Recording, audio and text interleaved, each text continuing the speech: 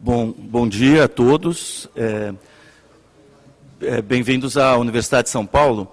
Eu só vou fazer um aviso inicial que esse evento ele será no idioma inglês, conforme todos foram comunicados. So we'll switch into English now. And welcome and good morning, everyone, to our Blockchain ADR Revealed conference this morning. And we have now the honor to hear some words from the President of the University of São Paulo, to welcome you here today, Professor Dr. Vahan Agopian, our magnified Rector of the University of São Paulo. Thank you.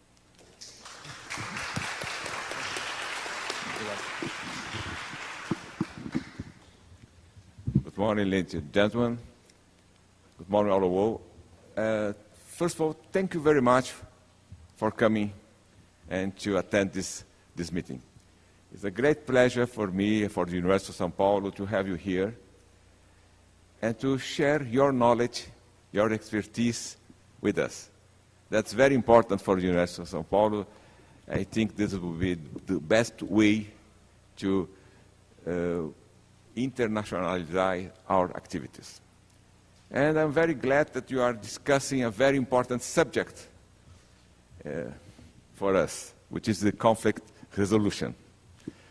This topic is really very, very important for us, and definitely this is the major challenge for the 21st century.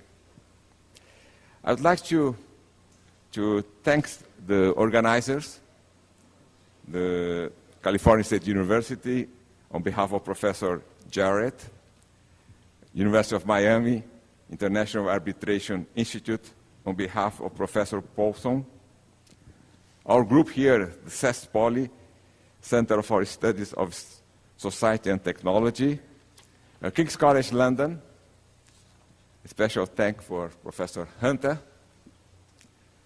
Of course, I have to thank our sponsors who they make possible this meeting, Nelson Williams Advogados, Neolink International, the Miami Blockchain Group, Deloitte Brazil. I thank very much our keynote speakers,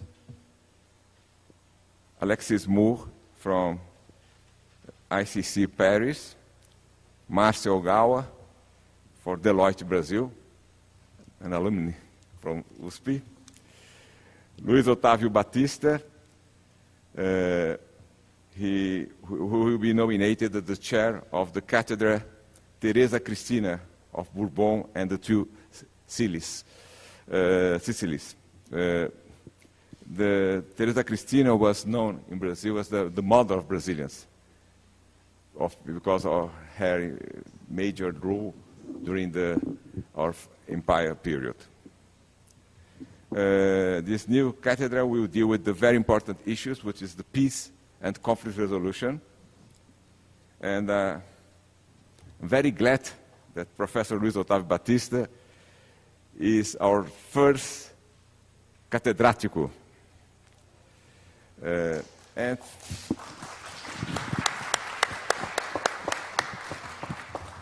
of course, Gerson Damiani, he's going to introduce Professor Luiz Otávio Baptista. And I'm very much regret that it won't be possible for me to stay here because of several appointments today. But I'm sure that at the end of this morning, we are getting a good output, which will be helpful for our activities. Thank you very much, everyone. Thank you very much for coming, and I hope you return several times to the University of São Paulo. Good morning.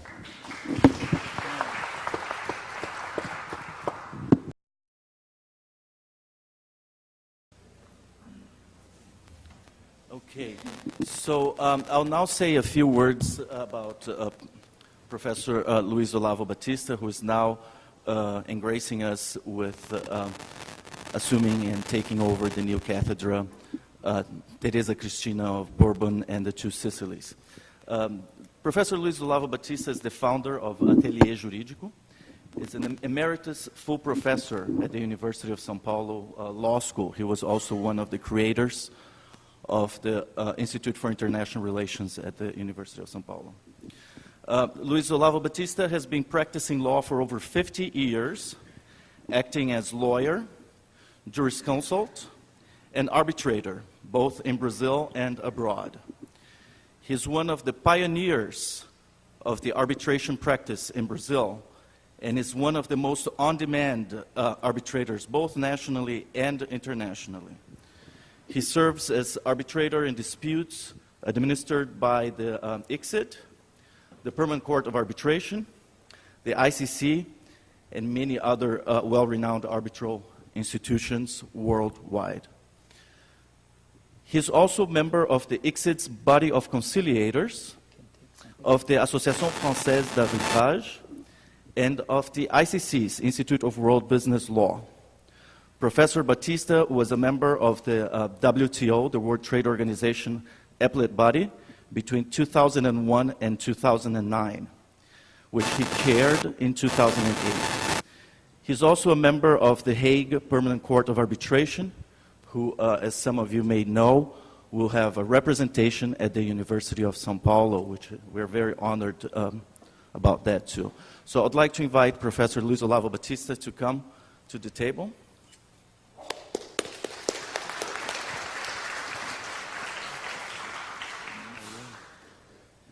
And now Professor Marieke Paulsen from the University of Miami, who is the Vice President for North America for our Conflict Resolution Center, will introduce our second keynote speaker today, Alexis Mourre.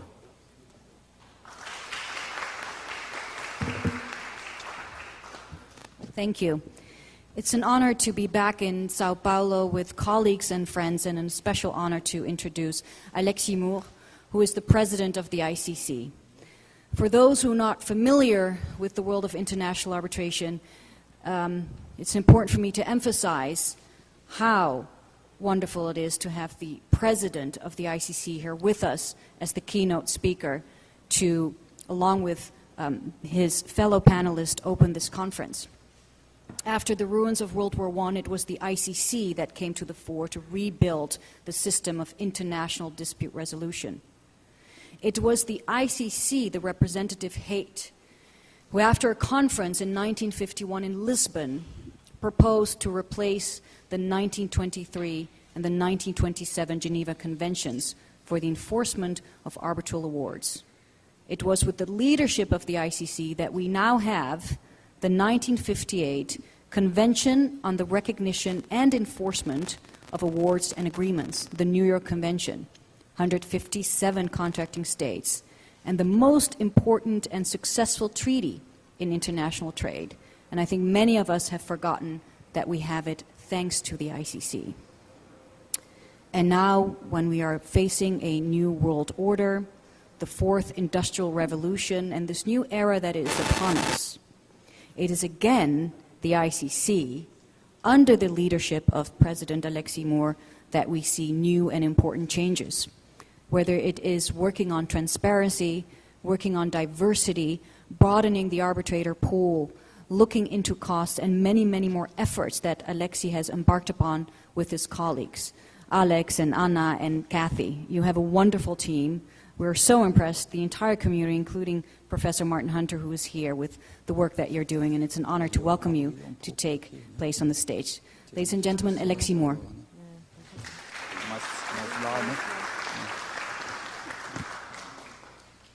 Good morning, everyone. The first thing I must do is to thank the magnificent Hector and São Paulo University for having given to me this cathedra. I am especially happy with the patron of the cathedra. Teresa Cristina was the last empress of Brazil, and she brought to Brazil Italian culture. As a descendant from Italians, my mother was Italian, I am happy that she brought this to Brazil. The Brazilian elite, when she came, was very limited and French-oriented. But the intellectuals middle classes, they had nowhere to look.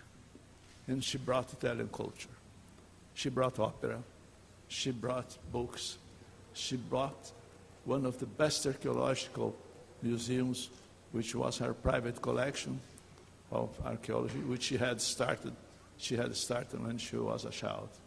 And most of all, she did all the efforts to have peace. Even in the Paraguay, the Triple Alliance War, she made efforts with her son-in-law, Conde de, and the emperor to fill and arrive to an agreement to end the war. She was an extraordinary figure. And she was called the mother of the Brazilians because when there was a very, very frightful epidemic of cholera, she refused to leave the city of Rio de Janeiro and remaining taking care of the people. So she's a very important figure. But I'm not here to speak about her because I'll do this many times. I am going to speak about the worldwide impact of international dispute resolution and its evolution. International dispute resolution has roots in state disputes since immemorial times because of the saying that par inter parem non habet imperium. Then, in modern era came the Hague Convention. The Hague Conventions just codified the practice that existed up to the time they were created. They brought back diplomatic efforts, they brought back fact-finding, they brought back facilitating, mediating, and arbitration. When we arrive now, what people call postmodern times, we arrive to a different thing. We arrive to a world where the arbitration and mediation are going to grow more and more. Why? Because the nature of in-states disputes is linked directly to the uniqueness of the situations. Either they are related to territorial needs, either they are linked to abuses of human rights, political aspects, and other things which are unique to the states involved. And they need something that is made fit for the situation. And only arbitration can be fit and designed for all cases of arbitration. Then we have another route of arbitration in dispute resolution, the merchant dispute. In the Middle Ages, when we had jus gentium and lex mercatoria. In the Middle Ages, the merchants in the cities where they were, they needed to have a law that they did know. They could not adapt to the customs of every city they went. It would be possible. And more than this, they have a problem because they came from different origins. There were people coming from Holland, people coming from Germany, people come from Italy, and everywhere in Europe that had an affair in some city. It could be Cologne, it could be Paris, it could be Rouen, everywhere. And when they met, what they were looking for, a pragmatical way of settling the situations. Sort of they had they could trace the origins to what is now the Convention into International Sales of Goods. The link is there, it's clear. It's the creation of a law that is to be used in commercial relations. But we have then the traditional 20th century commercial arbitration. The 20th century commercial arbitration started after World War I with the creation of one of the most important centers of arbitration, which is the ICC. ICC was created to promote commerce and to solve disputes. And she does it, and has been doing this since its foundation. And it's one of the organisms created by the peace conference after the First World War to maintain the peace in the world. And if I remember, because I have lived these times, when the Cold War was approaching to the end, most of the political scientists said that the only way to finish the World War and the Cold War would be to reach more and more trade, because the links of trade would eliminate hostilities, because you need peace and security to have trade. In the 21st century, we have a big evolution, because the arbitration which was made with thousands of papers, and I am used to it yet, because sometimes I am in arbitration where I receive 6, 8 big boxes, need a special chariot to carry this to my office, with paper in an arbitration. The amount of paper is enormous, and the small finger of discovery has a big weight, and it grows. But then we are going to get a new way of doing this through electronic procedure. It has been done in courts of justice, like in Brazil. Now all the superior courts have one program for electronic procedure. I have been working in many cases outside of the state of São Paulo without leaving my chair, from my computer. And this is very important, and where the notion of blockchain appears, because you have a property in what you put in arbitration. And this property, what it is? The data that you have. And the blockchain protects data. Blockchain protects the transmission of data and the recording of data. And it identifies who is the owner. So I won't go discussing what is blockchain, because this will be discussed better and more deeply in another moment. Then we arrive to a third type of problem or solution, which are states versus merchant disputes. There is where appeared investment arbitration. But investment arbitration between states is not the only case where merchant and arbitrators and states litigate. It's also commercial cases. NAFTA is an example where this occurs. It's a modern way. In a special paper I made for Foreign Law Review, I made an examination of all the mechanisms for integration, economic integration, and regional groups of integration, where I showed that there is no one that does not contemplate this kind of arbitration. So the future links to have these two things: arbitrations which are electronic, arbitrations which are linking states and giving the individuals and everyone interested an access directly to the courts of arbitration to solve their problems. From in states dispute resolutions to today, we have an evolution also, because it started political and territorial matters, the continuation of tradition. But now, ICC and other courts have been admitted officially by the United Nations and the United Nations International Law Commission as a way. But more important, WTO entered into the field. WTO has a very important function, because it's the first international law way of solving disputes that has sanctions, effective sanctions. So it can be implemented, it can produce results, and it created the way and paved the way for many other agreements to do the same thing. So you have many of the regional agreements making a copy of this. But if you think a little bit, you see that law is fractal. What you see in the biggest image also reproduces in the smaller one, and smaller ones, and smaller ones.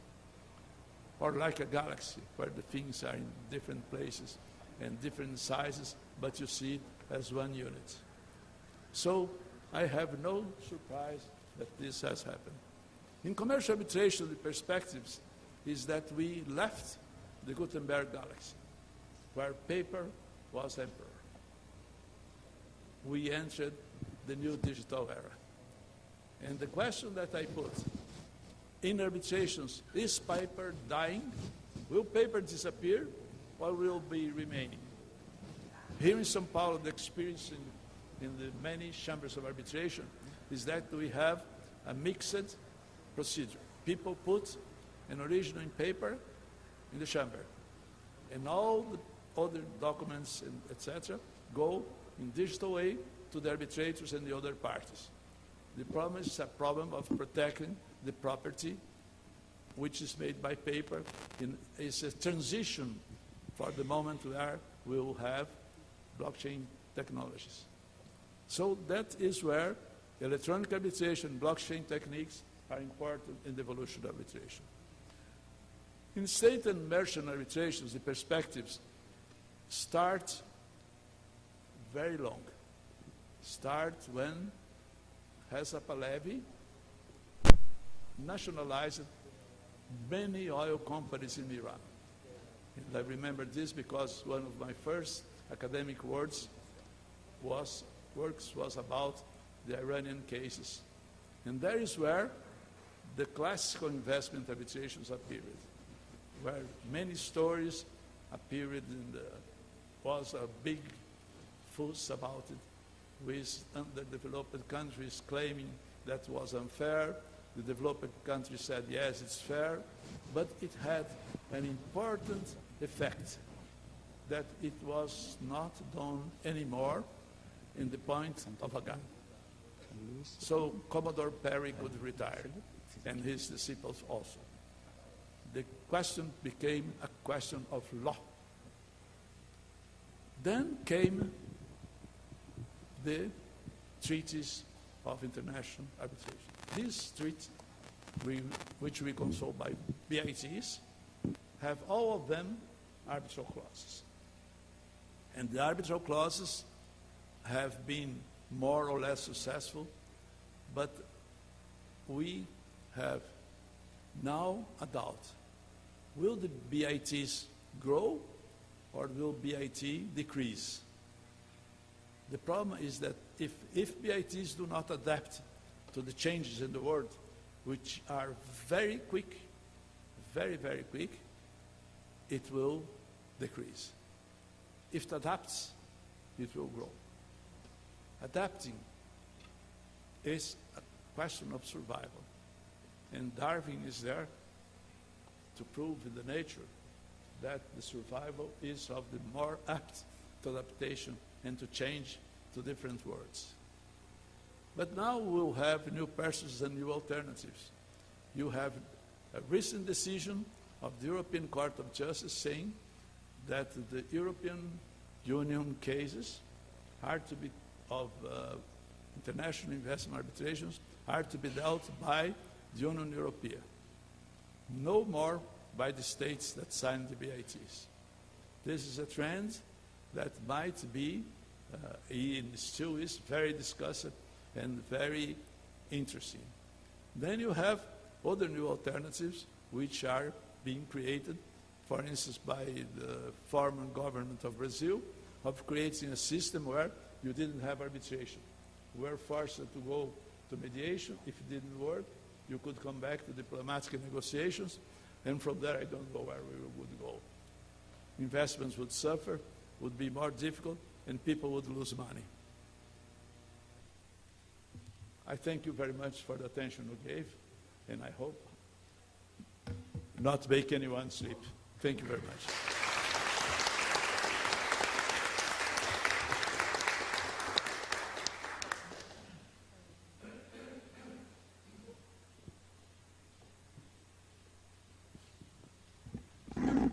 Thank you. Thank you very much, Professor Luiz Olavo. Professor Luiz Olavo is always our professor and mentor and example. Thank you, Professor. for this wonderful lecture about the past, the present, and the future. Our next speaker is Dr. Mourre.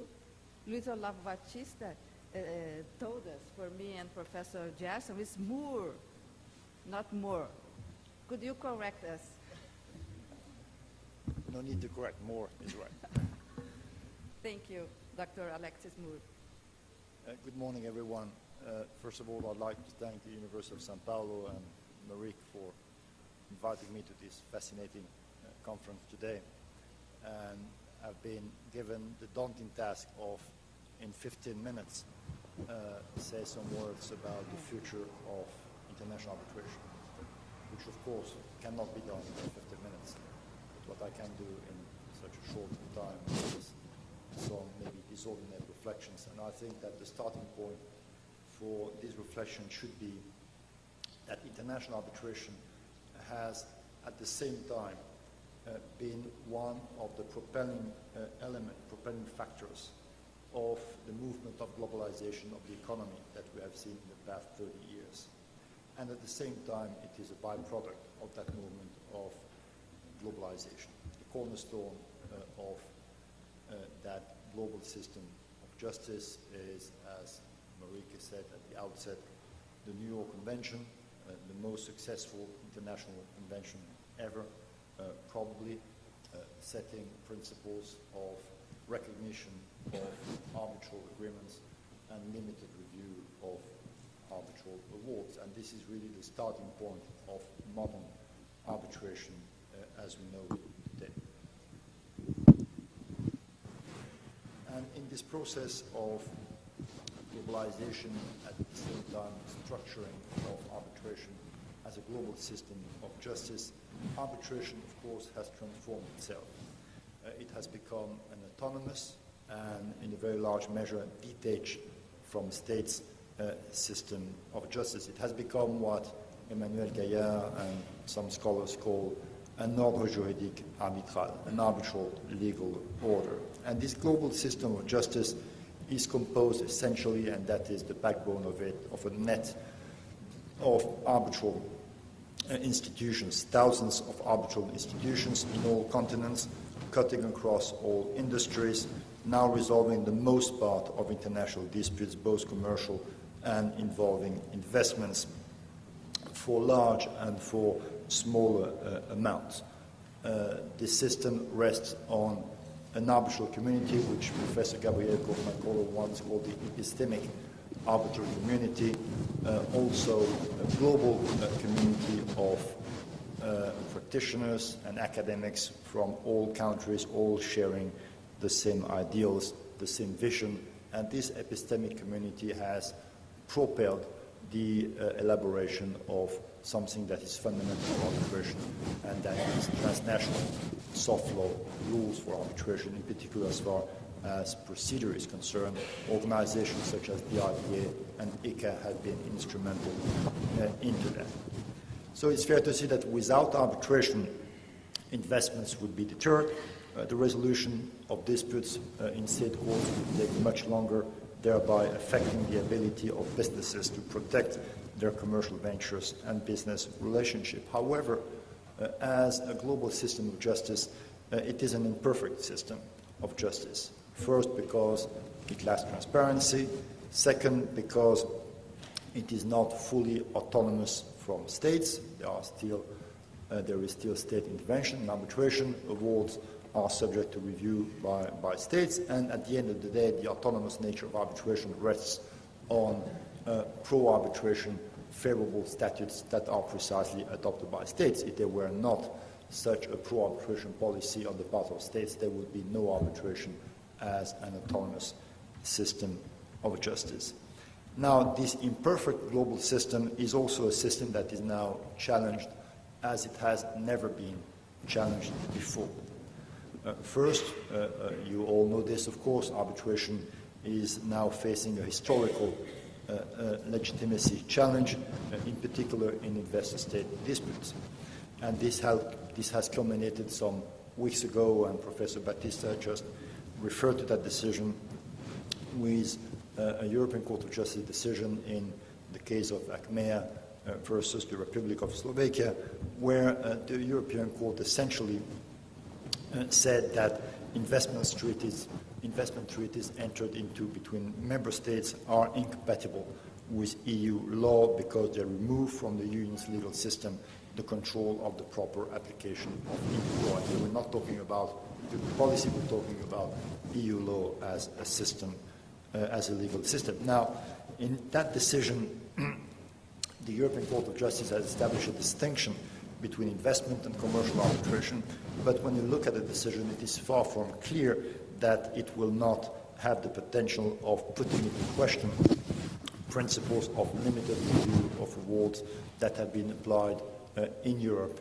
since the Eco-Swiss decision at the end of the last century. This is, of course, not a topic that I can address today. It is a very complex question, but I think that there is some cause of concern on where we are going, not only for investor-state dispute, but also for international commercial arbitration. And more generally, it would be a great mistake on our part to believe that the backlash and the challenges that are at the moment being raised to investor-state arbitration will be limited to investor-state arbitration. They have the potential to spill over commercial arbitration.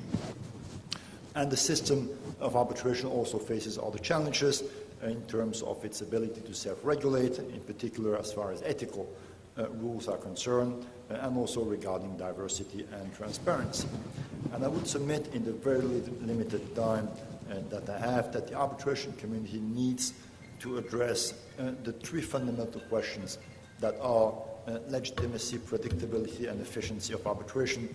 And in order to tackle these three challenges, I would submit that arbitration needs to progress in 6 different directions, which I will very shortly mention. First, we need to establish a transnational procedural framework for international arbitration. It is to a large extent already in place with rules such as the IBA rules on evidence and the IBA guidelines on conflicts, but we still need to reach universal acceptance of transnational ethical rules for counsel, for example. The question of arbitrators' disclosures is also fundamental from a systemic perspective, as much as that of the ethical rules that should apply to arbitral institutions. In sum, the establishment through soft law of a comprehensive, predictable, and universal system of rules is key to the future of arbitration as an autonomous system of justice. Second, we need to increase the transparency of the system of arbitration. Transparency is relevant in essentially 2 respects. On the one hand, it increases the confidence of the system, on the part of the general public. One of the arguments that has been most frequently used against investment arbitration is its alleged secrecy. Unknown, unelected arbitrators deciding the fate of people behind closed doors. And the Mauritius Convention that has established standards of transparency for ISDS has done a lot of good, but transparency is also very relevant to international commercial arbitration and for the work of arbitral institutions in the future. I think that the idea that international commercial arbitration is confidential per se, that those cases should be resolved in secrecy is something that is now out of the window. In 10 years from now, we already see publication of awards, even if they're supposed to be confidential. No later than yesterday, I was in an ICC conference, by the way, where one of the speakers at some point mentioned a case, which I know for being part of it, and that is confidential, and how he got the information, I don't know, but I was surprised. So this is, of course, a fundamental question. On the other hand, the publication of awards, still to talk about transparency, on a much more systematic basis is the only way to develop more consistency and predictability, as well as to develop a system of precedent in commercial arbitration, in particular in disputes related to certain industry where recurrent questions are always submitted to tribunals. Without more reliability on past cases, which can only be achieved through transparency, arbitration will not be truly able to maintain itself as an international legal order. Third, we need to dramatically increase diversity in arbitration, and here the situation is not good. Numbers say that, for example, in the ICC, which is the system I know, of course, more than 70% of the population of arbitrators confirmed or appointed by the court originate from Western Europe or North America. This is, of course, not reflective of the reality of arbitration today. 15% only of our arbitrators are women, and of course this is not good either. We need to do more efforts on this, and it is, I think, incumbent on arbitral institutions such as the ICC to do this effort to promote a new generation of arbitrators and a more diverse generation of arbitrators. Fourth, we need to tackle in a much more meaningful way the question of the time and cost of arbitration, the efficiency of arbitration. I will not discuss this today because it is a huge topic. This can be done, and again, institutions have a leading role to play in this respect, to the introduction of novel systems such as the expedited rules for claims of limited value, as the ICC has just done in its 2017 revised rules, but also by the development of best practices and techniques such as bifurcation, such as summary dispositions of manifestly meritorious claims, etc., etc. Fifth, we need to restore the confidence of states and the general public in ISDS. We need ISDS. It would be a fundamental error to believe that international commerce and the international system of cross-border investment can live without an efficient and a system of dispute resolution for these investment claims. But simply to say that the criticism against the system, the criticism that we see today, is misplaced and ideologically biased is clearly not enough. There needs to be a meaningful and effective answer other than patronizing and at times somewhat arrogant dismissal of the criticism. There needs to be a legitimate, a meaningful answer to the legitimate concerns that are expressed on questions such as conflicts of interest, bias, forum shopping, multiple actions based on the same claim, inconsistent decisions, excessive discretion of arbitrators in interpreting loose concepts included in poorly drafted bids, speculative and often inflated assessment of damages, etc., etc. What this answer is not for me to discuss today. Again, I have no time, but it is a question that we need to address seriously, and not only by saying that, as we say in French, in France, tout va bien, Madame la Marquise, ou tout est bien dans le meilleur des mondes. This is not the right answer to give to these serious questions. And finally, and with this I will close, arbitration, of course, needs to fully adapt to the digital revolution that is coming, and which disruptive potential has not yet been fully revealed. This is the topic of your conference today, of course. Blockchain, I know very little about blockchain. I know something, but very little, so I'm looking forward to listening and learning. But if you look at the future, for sure, questions such as virtual hearings with no longer the cost and delays that are caused by physical hearings is something that is pretty much on the agenda today. Whether tomorrow techniques, electronic techniques of predictive justice, for example, will allow to dispense with blood and flesh physical arbitrators is another question, which I will leave, I hope not, but I will leave this for another discussion. Thank you very much.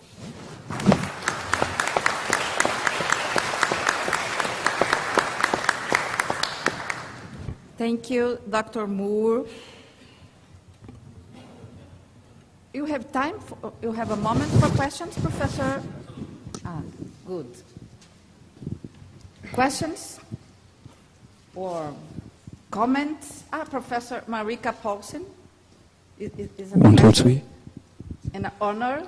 And it's my pleasure to be here. I have one professor and a wonderful human being. Thank you. Thank you. I have a question. It might be a bit of a leading question, but I would love to hear your views, Alexis, which we have discussed with many other of our friends and at conferences when we look at the system of arbitration and its crisis that it's in, ethical behavior, and many more issues. What your view is on the party-appointed arbitrator.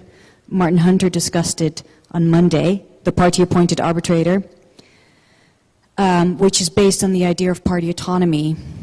Could we move towards a system of arbitration where we replace that with the institutional appointment of arbitrators? Well, thank you, Marika.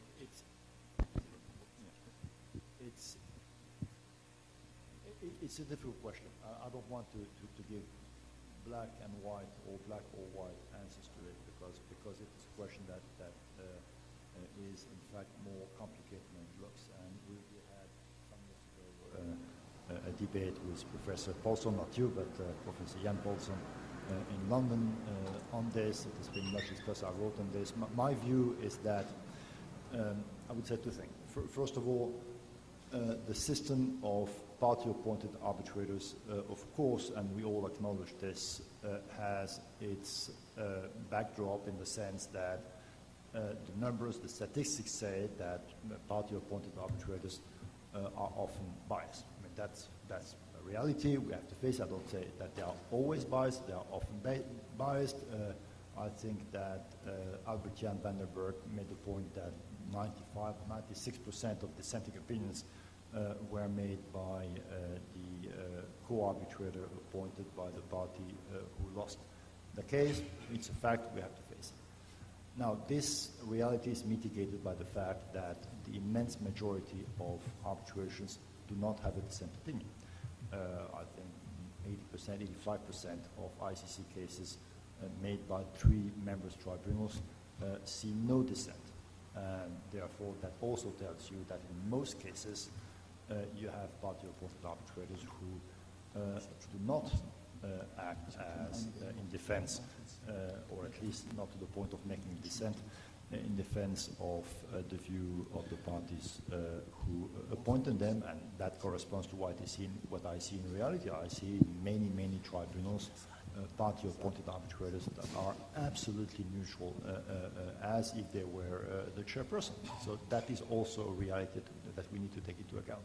Now, all this being said, would it be good to dispense, to ban party appointments? I don't think so. I don't think so for one main reason. First of all, no institution would be ready to take that risk, certainly not the ICC. For one very good reason, and that is that businesses are, for good or bad reasons, very much willing to maintain that system. They perceive it as a way to be proximate to the resolution of the dispute. They perceive it as a way of being able to participate to the constitution of the arbitral tribunal, and I think that these are important concerns. There is another concern, which is, I believe, even more important, and that is the undesirable effects of moving towards a highly regulated system where, in fact, there would be no room for party appointments. And I think what you would see in the future is the development of the transformation of the arbitration community as it is today into something more akin to a class of arbitration public servants, maybe not as much accountable to the business as they are today in terms of quality of what they do, but more to the institution. And that's, of course, a very different intellectual mindset, because to become influential with arbitral institutions is one thing. It might involve some level of arbitral politics. To build a reputation on an open and competitive market is something else. So I believe that if we were to do that, we would see probably this kind of undesirable effect. Sorry, it was a long answer, but for a complex question. One more, Professor Gerson. I'd like to ask Professor Luiz Olavo Baptista, about the WTO. You have been involved with the WTO for over a decade, and we know that the WTO is going through some crisis as it is right now. So how do you foresee the future of the World Trade Organization over the next decade, let's say? And the appellate body, I could add, if you permit. Yeah, of course I permit. Professor Luiz Olavo. Here? Well, I think that one day, 2 days from now, some of the states, probably China, will bring to the attention of the dispute settlement body that there has been a misuse of the faculty of vetoing names for the appellate body. Why? Because the statutes of the WTO, the laws that create WTO, specify what should be the qualities for one to be a member of the appellate body. And it allows states to veto. But the veto cannot be arbitrary. Veto must be reasoned because it affects the life of the whole community. On the other side, if you continue to have this conduct of vetoing names, you can arrive to the situation where you won't have any more judges in the appellate body. Then, where the right of all other countries to have an appeal will go? They will lose this right. So, you give to one member, you see the absence of logic of this vetoing arbitrary. You would give a member a way of changing the bylaws of the organization and depriving all other members to the right to have an appeal. So this is a situation that one day, more days, will be disappearing. And the future will be to come back to this, but also making some ways of making it better and more efficient. And I remember when I was in the appellate body that we introduced many things new to make it more efficient. One of the things, for instance, was to reduce the time for the notices of appeal. The other one was to introduce the need of an executive summary with every piece that was more than 50 pages. And then the way that the documents should be presented, how hearings could be held. And transparency was brought, like Alexis is doing in the ICC. And what it happened is that we created many devices for this. For instance, there was two countries. One said, I want transparency. The other one said, no, I want secret. So when we made a session to discuss, we created a system whereby people could assist this from two different rooms.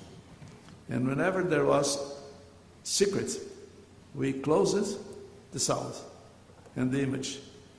And the others could be heard. And vice versa. So it was a good way of giving more space for this. Admitting amicus curiae was another thing that has been introduced in the time as I was there. Also, an evolution for making access for everyone. I remember the Asbestos case was the first one where amicus curiae were introduced. And roads for amicus curiae were established that was very good. I recently had one arbitration case I am presiding where there was a solicitation for an important organization that wanted to speak as amicus curiae. And I recurred to what have been done before to classify the quality of amicus curiae and admitted that they should have offered papers there. Because what is the function of a court? To receive sufficient information to give a fair and adequate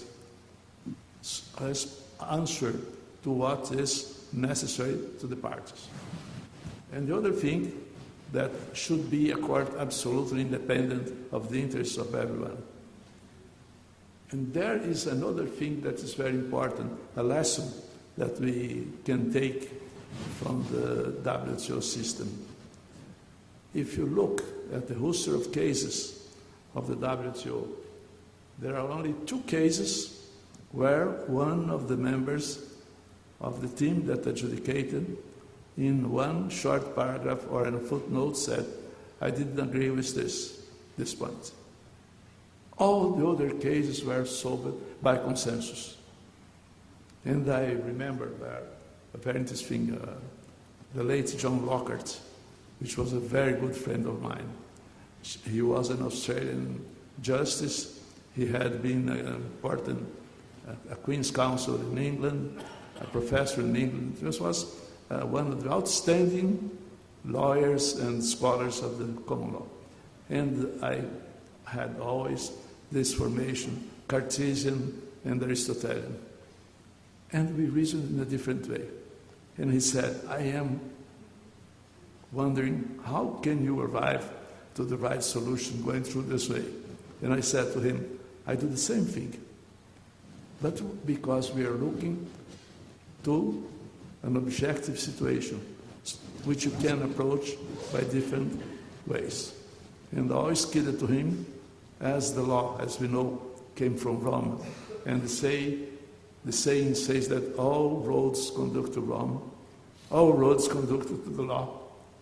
And you learn that you can internationalize more and more the way of thinking and the way of producing law.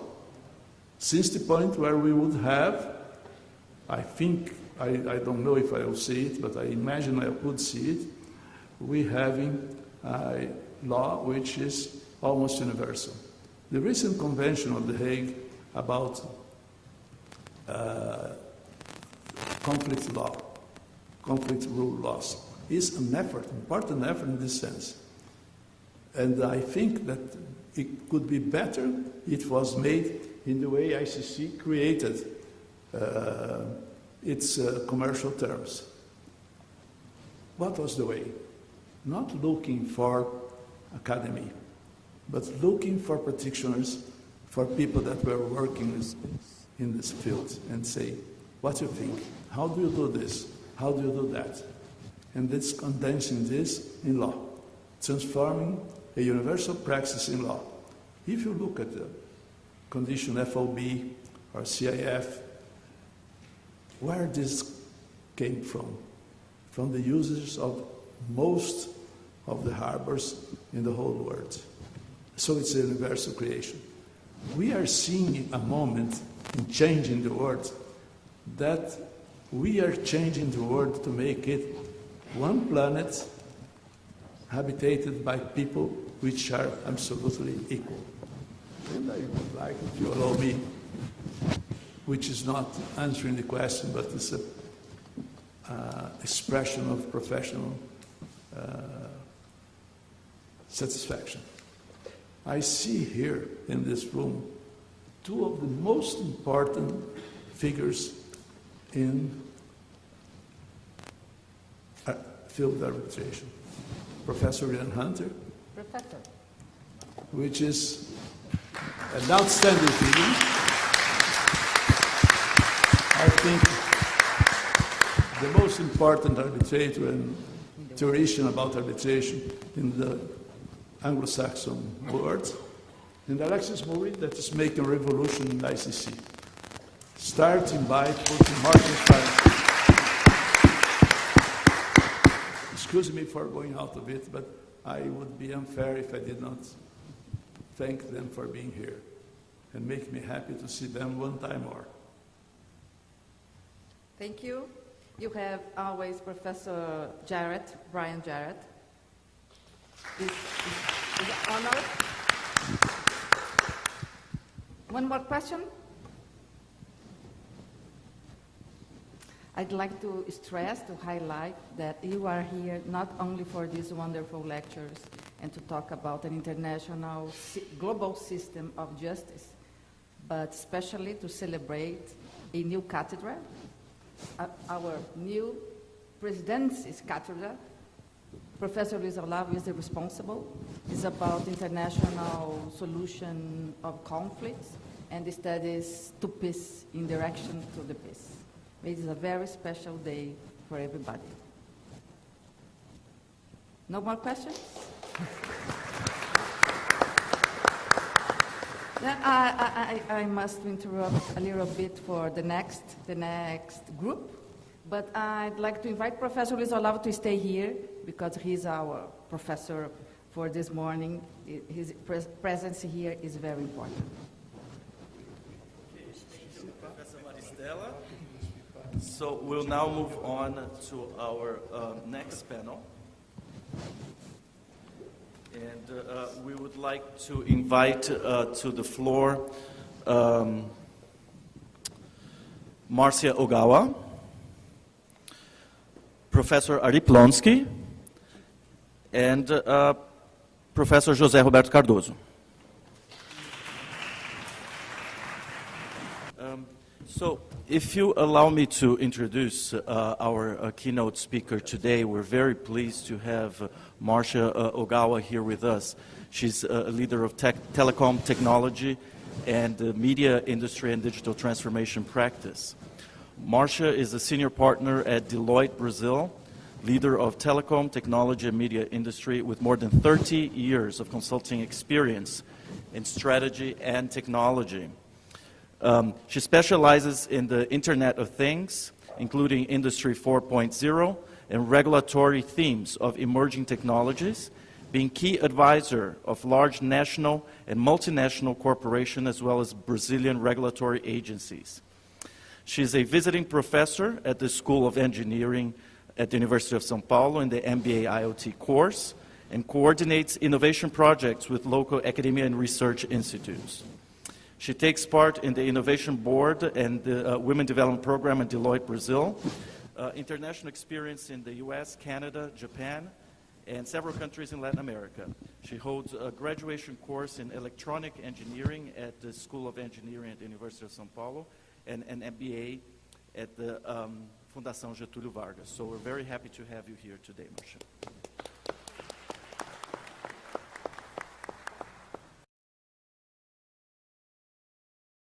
Good morning.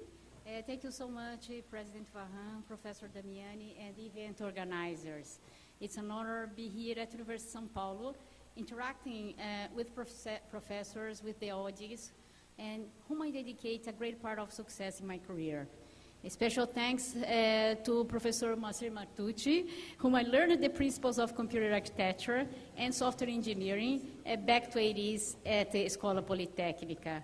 And also, thank you so much, Mr. Professor Plonski and other professors who have been mentors of my two daughters who have graduated very recently at Escola Politecnica.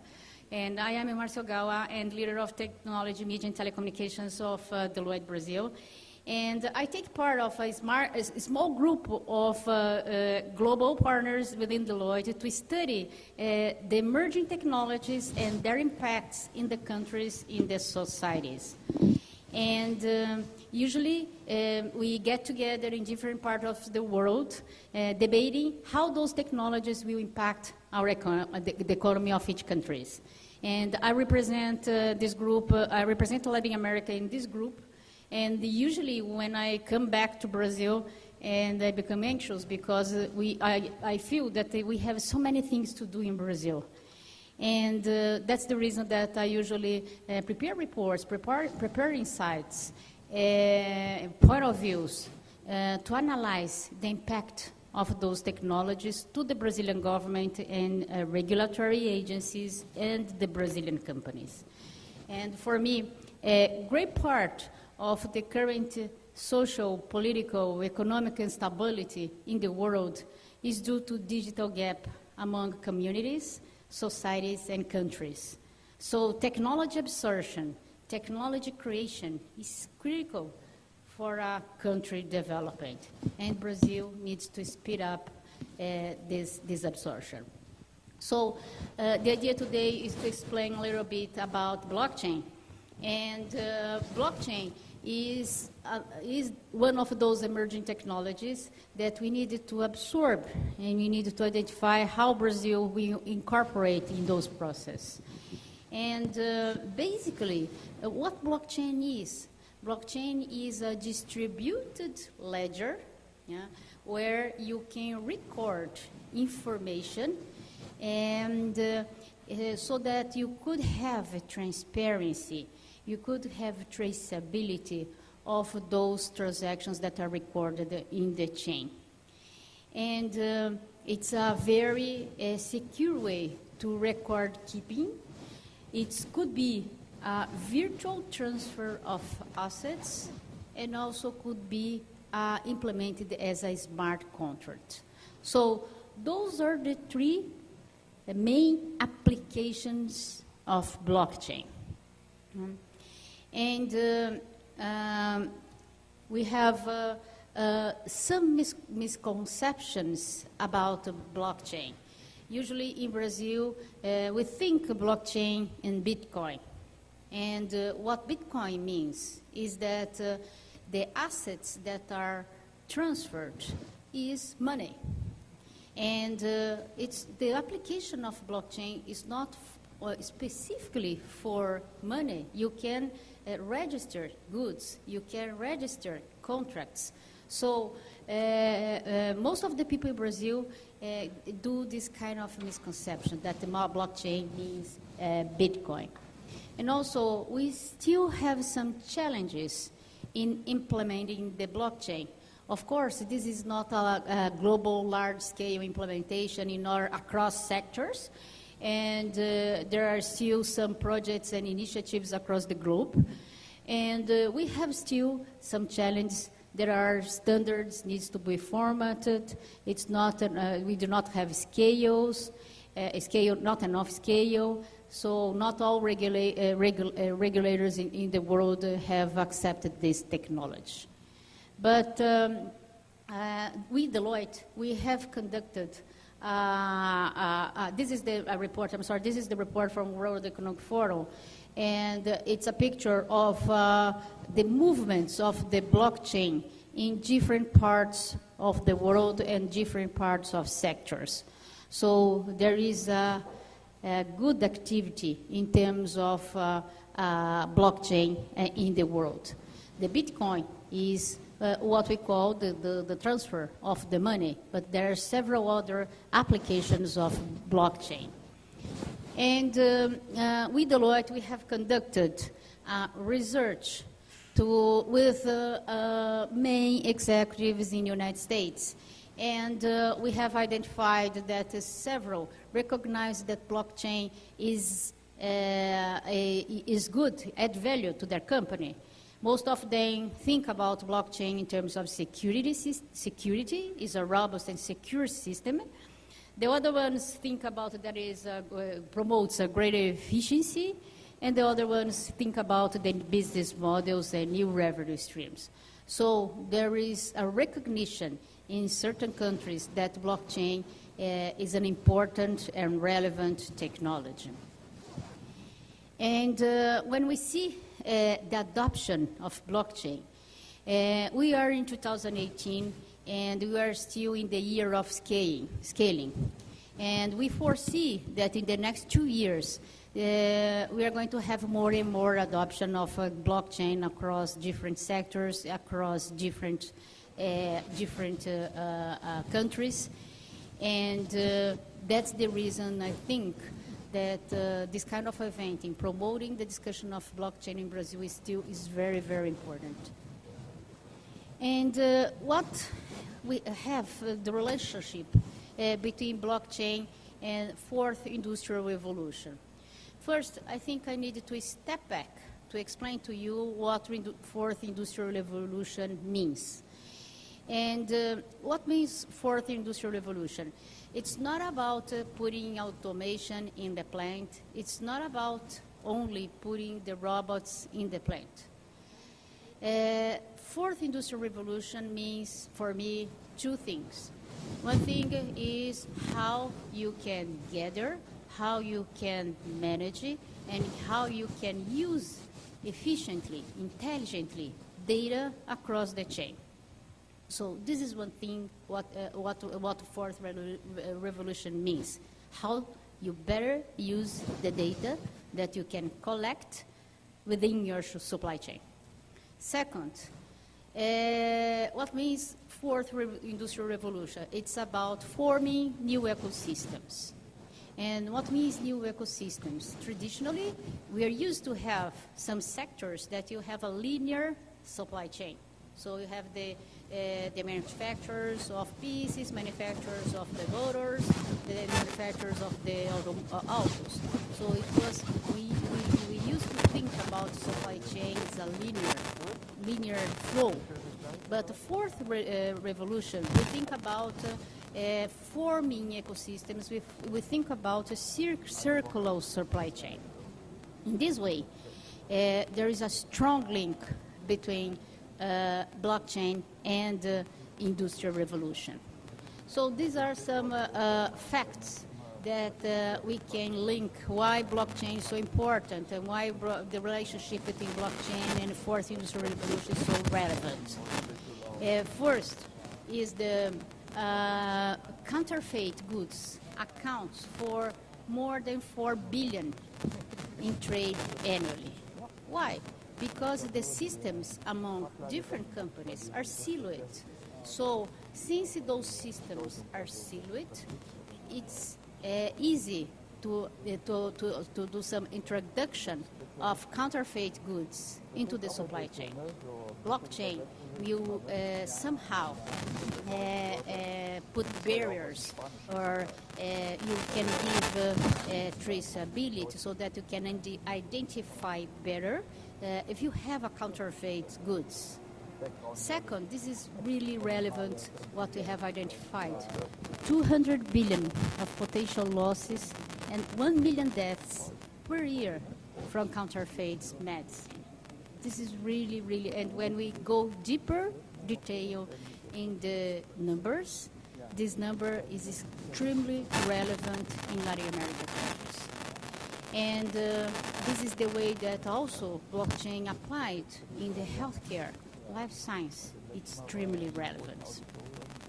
Third is that the retailers are facing the rising consumer demands for transparency. What means? For the new generations, the consumer wants to know better what they are eating. The consumer wants to know better and more what they are wearing. So they want more and more information about the goods that the consumer deals. And also, we have identified that the consumer can pay premium if you have a product that is certified. And for example, we here in Brazil, we know pretty well one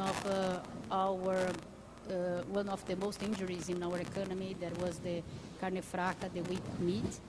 And I'm sure that if we have somehow more systems, or systems like these, that we can prevent fraud, that way we can prevent counterfeit, we can prevent malfunctions, bad functions, we could have a better product, and then we could have explore new markets of our commodities, of our food.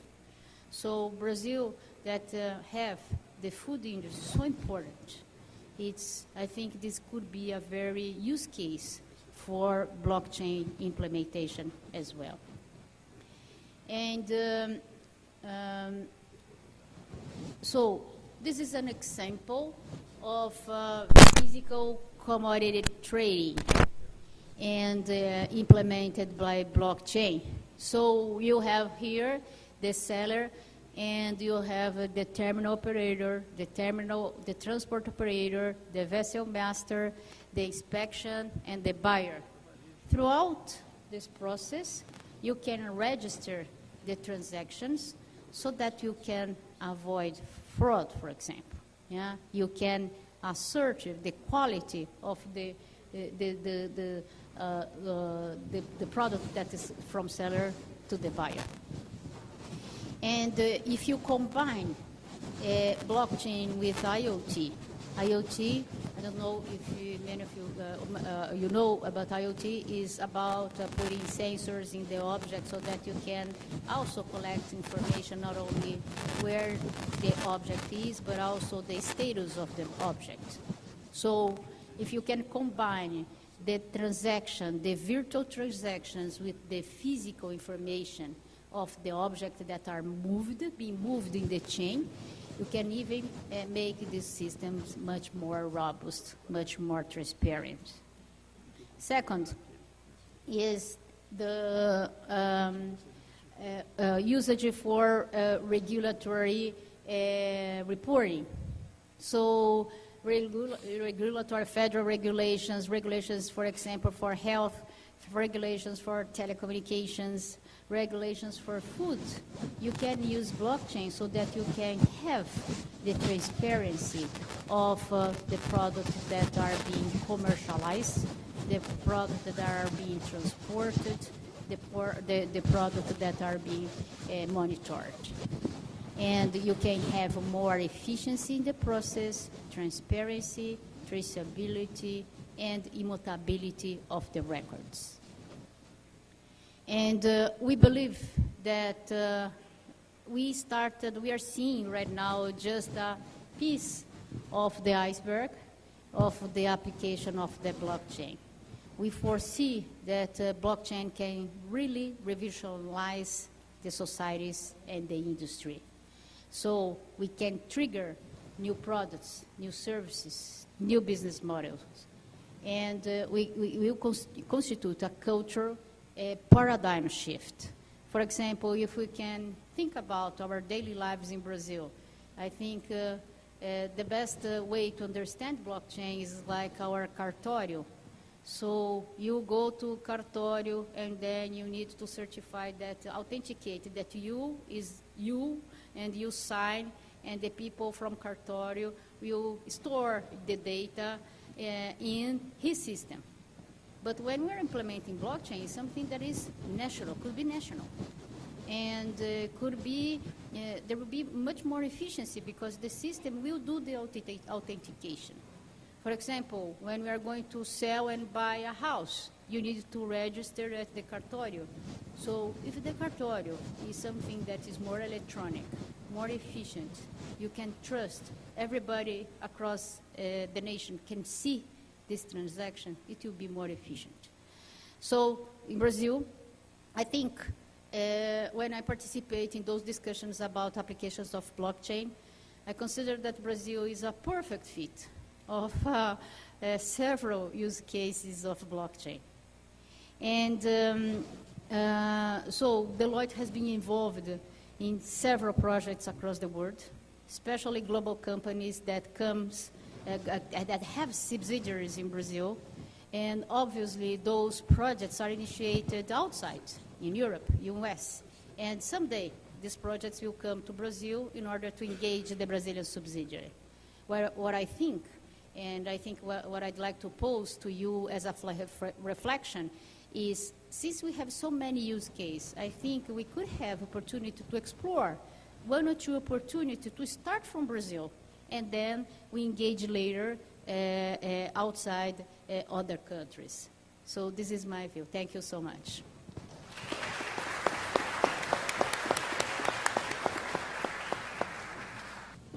Okay, good morning to everybody.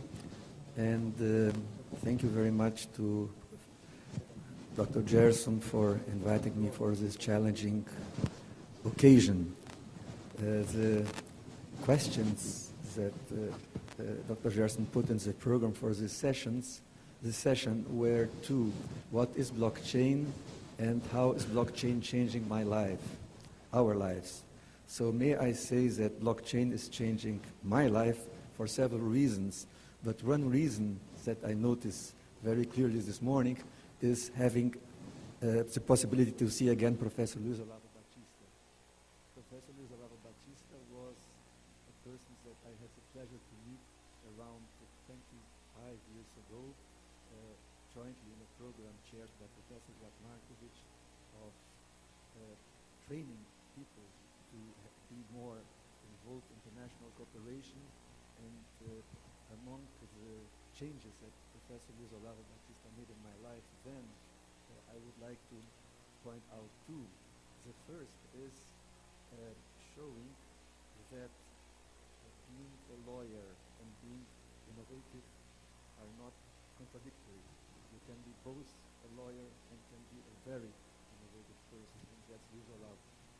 Number two is that in spite of already at that time being involved in teaching for many years in this university, after working together and seeing how he deals with adult education, how he mobilizes the energies and the knowledge that is within the students, the participants, and create a community of learning, I changed my way of being a teacher. So thank you, Gerson, for making me here again, Professor Luiz Olavo, that for many years I didn't have the pleasure to see again.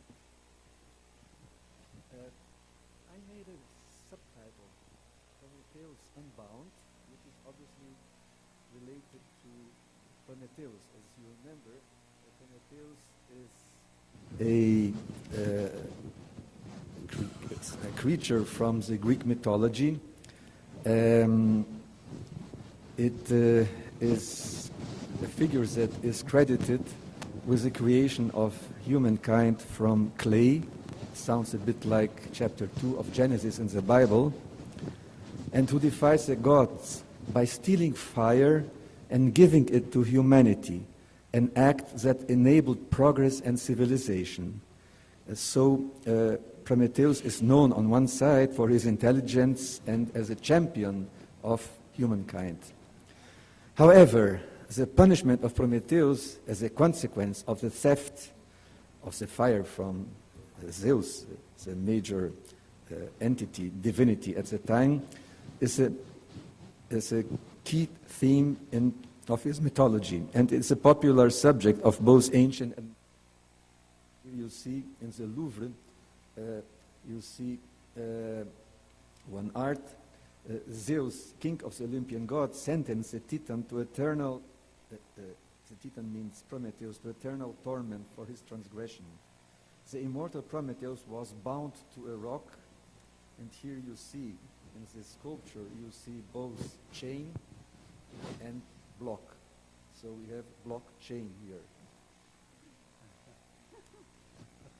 Where each day an eagle, the emblem of Zeus, was sent to feed on his liver, which would then grow back overnight to be eaten again the next day. And you have to remember that in ancient Greece, the liver was thought to be the seat of human emotions. So this is Prometheus. So on one hand, from bringing us knowledge and how to change societies, progress, science, technology, and innovation, we would call it in our terms. And on the other hand, the punishment that the bigger forces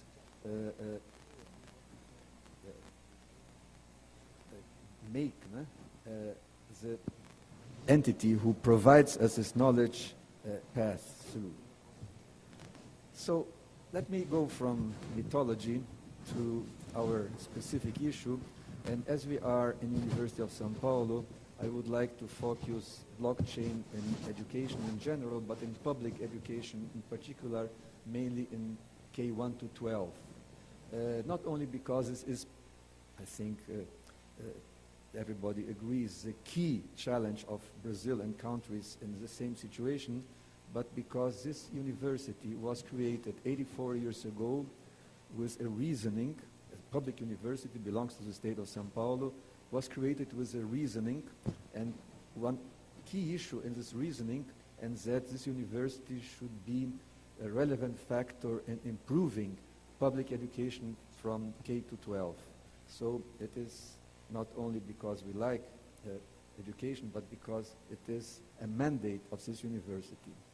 Now, if we look to especially the modern solutions of how to improve large public management, public education systems,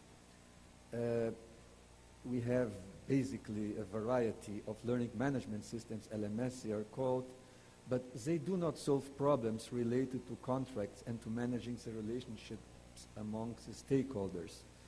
For instance, something similar occurs with somebody who provides knowledge content in the network, and who, for open education, public education, even for private business, let's say, which is the following. The provider of the content loses control of what happens afterward.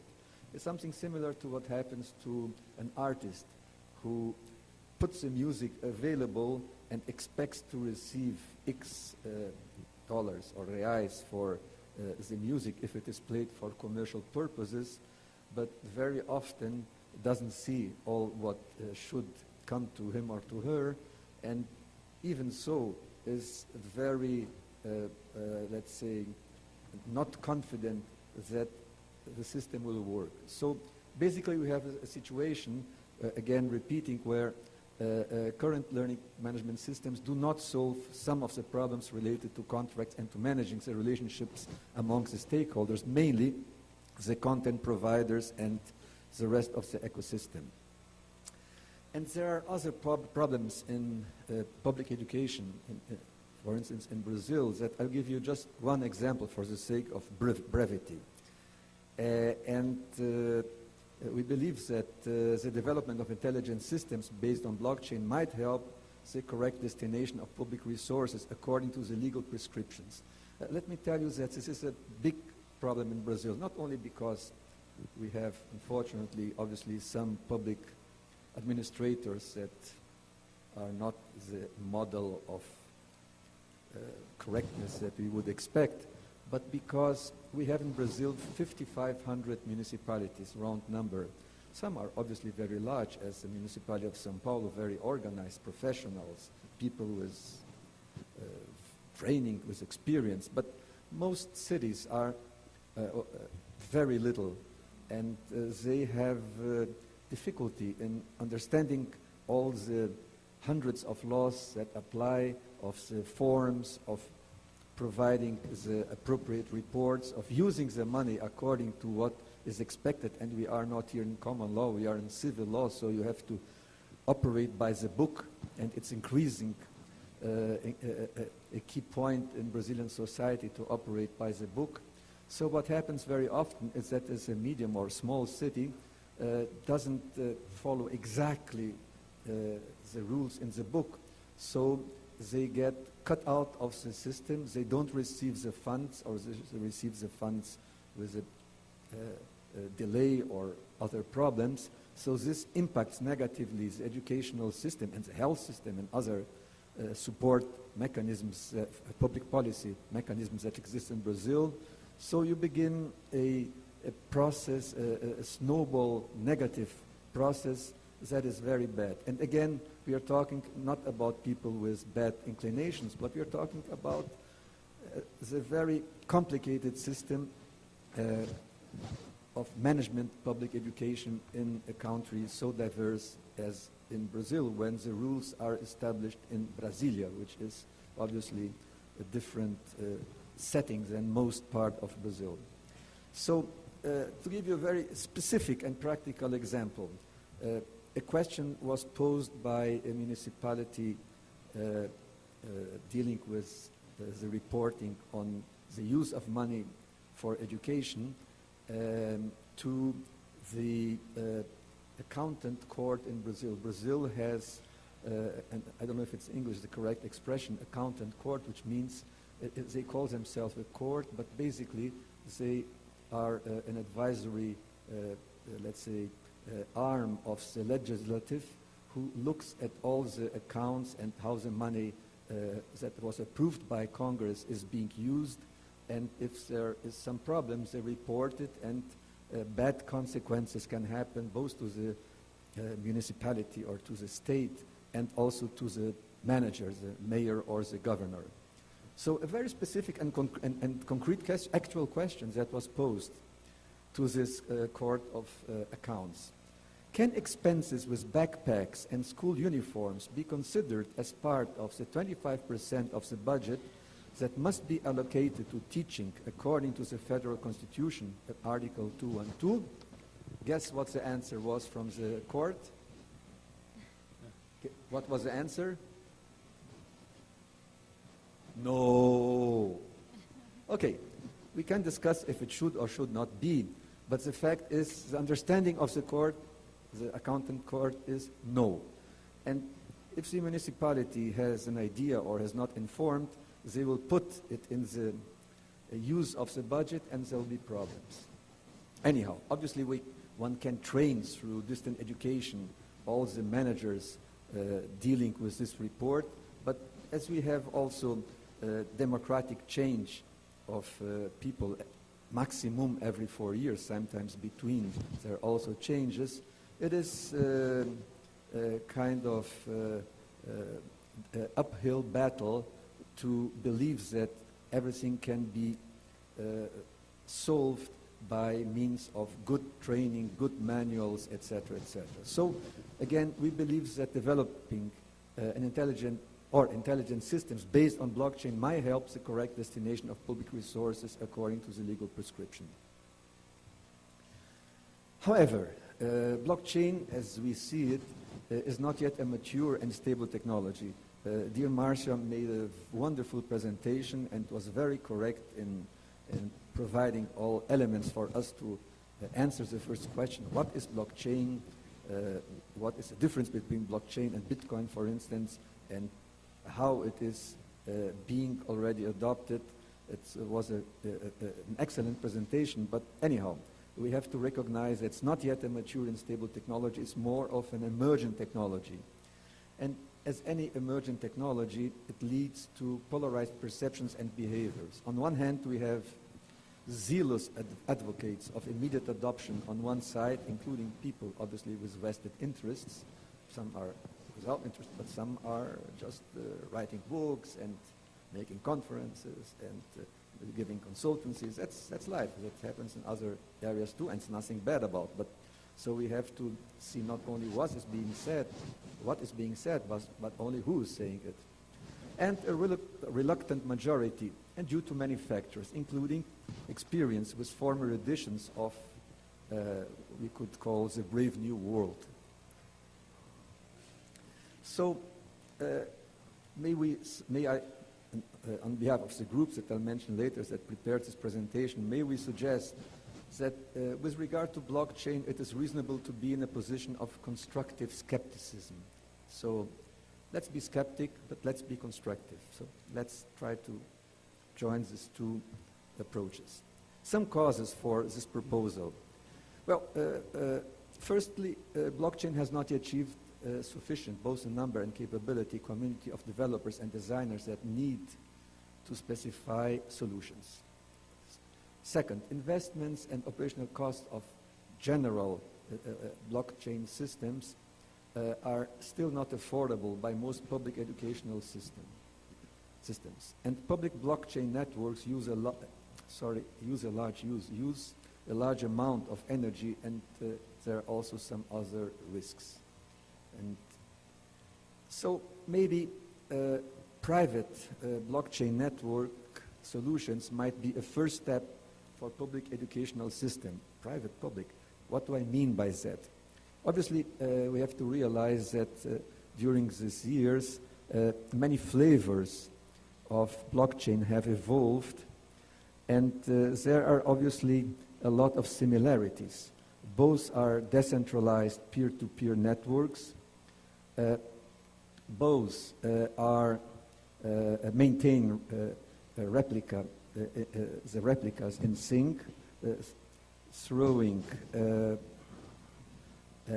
protocol for the synchronization, which is called consensus, and both private and public blockchain networks provide certain guarantees of the immutability of the ledger, even when some of the participants are faulty or malicious. So what is the difference between private and public network solutions? Basically, the only difference is related to who is allowed to participate in such a blockchain network. In public networks, blockchain networks, everybody is allowed, and there are incentives to have always more people participating. In private networks, only people who are invited and have been validated or by the network starter or by rules that were put in by the blockchain network starter can be allowed. So, and there are also other possibilities of access to the ledgers. So it's basically different from the public. It's a permissional network. Obviously, as in every such an environment, the issues that we know how complicated they are today of digital identity are critical. But so our understanding is that maybe to begin with, in public education, private blockchain network solutions could be a first step. And the good news is if there is interoperability between blockchains. According to CEOs of relevant players, and we have the reference here in this ecosystem, we can foresee a convergence between public and private, again, blockchain networks, and this is about to come. So what we are hoping is that Prometheus will become unbound and will become another tool for the improvement of society in general and of public education, mainly K-12 in particular. And I have at the end of this brief presentation to explain why I choose the figure, this metaphor of Prometheus, because my area is management of innovation. And there is a key book published around now 50 years ago by David Landis, who passed away not so long ago, a professor at the time at Harvard University, called The Unbound Prometheus, which deals, as the subtitle mentions, technological change and industrial development in Western Europe from 1750 to the present.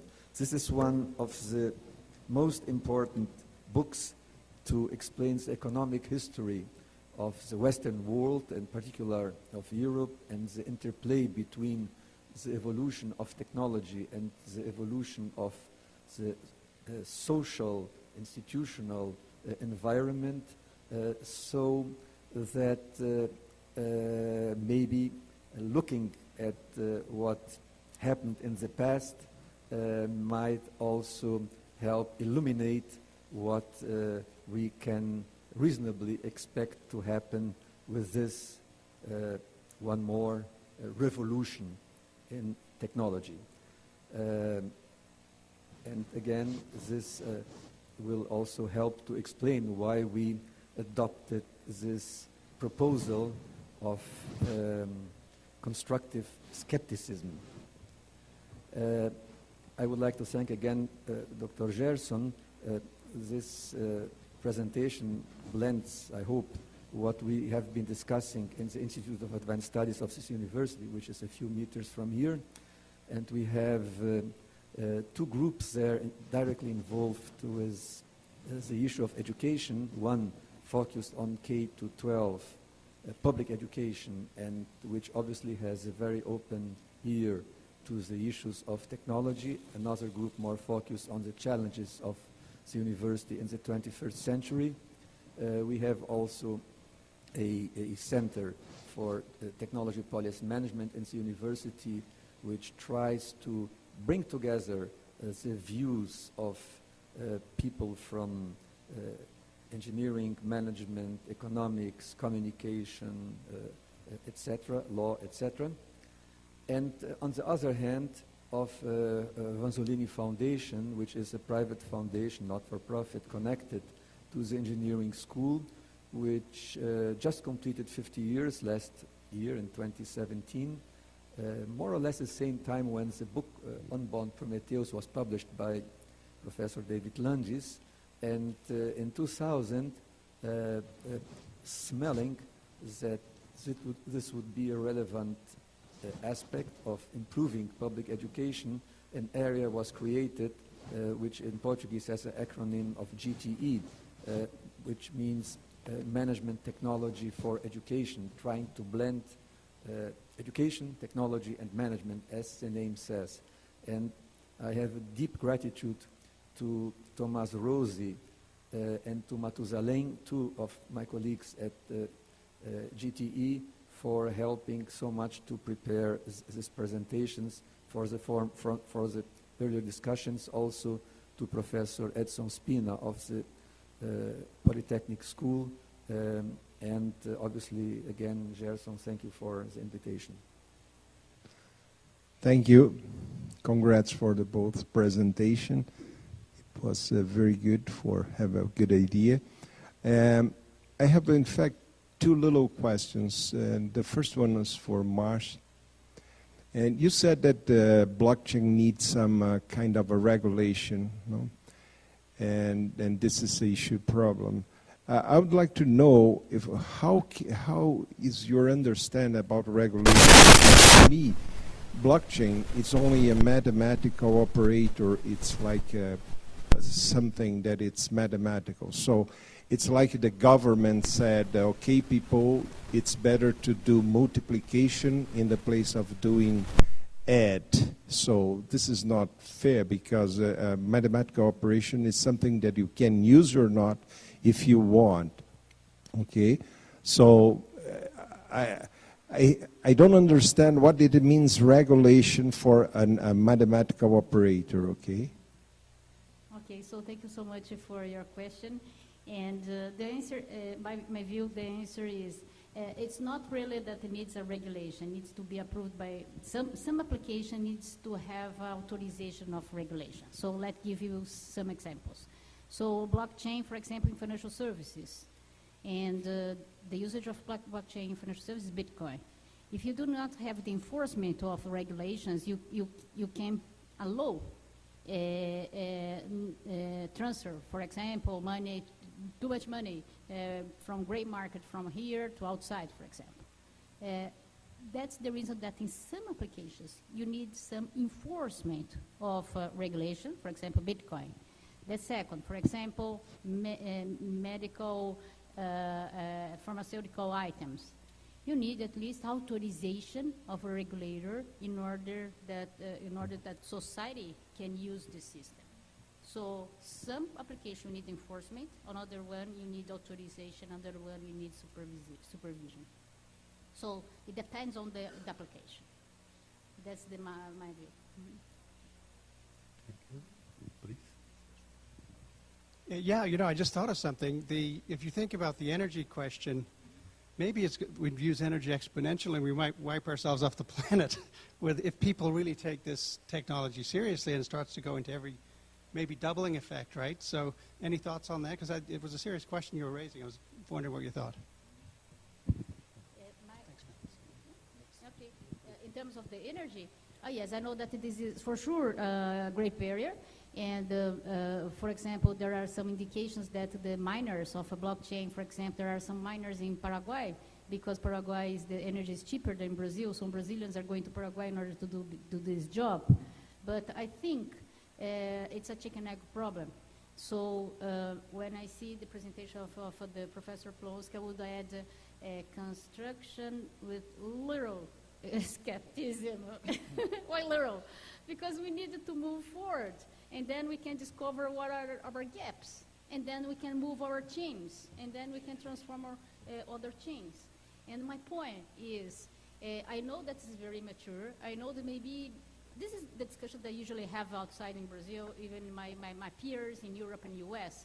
And the people are saying, Marcia, but I think Brazil don't need to move so fast or at now, together with developed countries.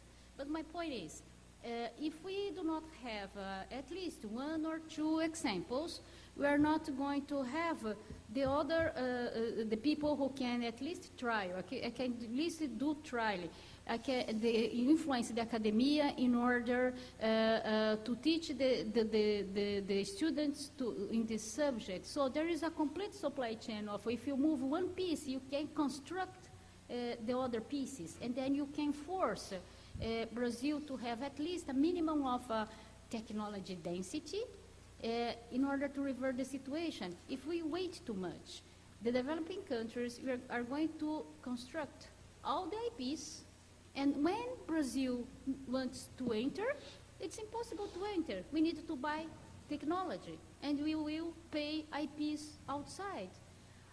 So that's the reason that some trials, it's part of the game. We can start, for example, the good case like public education expenses, and then maybe we can, during the course, change a little bit the case. But at least we are trying to understand the country's gaps. Okay. Guilherme, do you want to add something? There's one more question. Yeah, just a comment. I obviously agree with the position of dear Marcia, engineer Marcia, also a colleague from the engineering school, that we shouldn't be sitting here and waiting to see what happens above the equator, and at some point we decide to open the purse and pay. It's not, therefore, before skepticism is constructive, and each person can put the accent or find the adequate proportion, but the difference is probably that having seen many proposals of revolution coming, we know that things are not only dependent on the technological possibilities. And what Marcia just mentioned, in order for the system to move, for society to move, the issue of regulation and other aspects, cultural aspects, are present. For instance, everybody here uses or used email. Email became popular in the 90s, mid-90s, more or less. However, the first email was exchanged in the mid-60s. It took 30 years for this really to be something that evolved to a point where it is a common, let's say, tool, and even so. And I can obviously give you tens of examples of technologies. Some of them at the end succeeded, some of them disappeared, some of them didn't even get to the podium. And the issue is, again, how to blend constructive approach and skepticism approach. In the area of education in particular, unfortunately, we have seen, and I'm not making any specific accusation, but we have seen in Brazil and in other countries the revolution of the iPad. For instance, iPad is a brand, but the equivalent, please, in quotations, one computer for a child. Put a computer in front of the child, everything will be solved.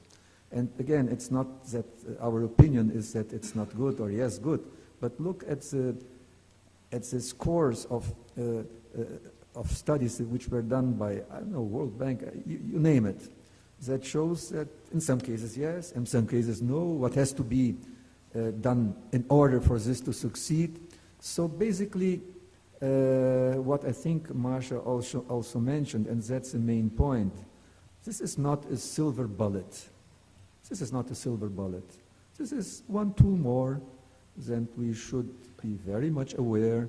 It can have several positive effects.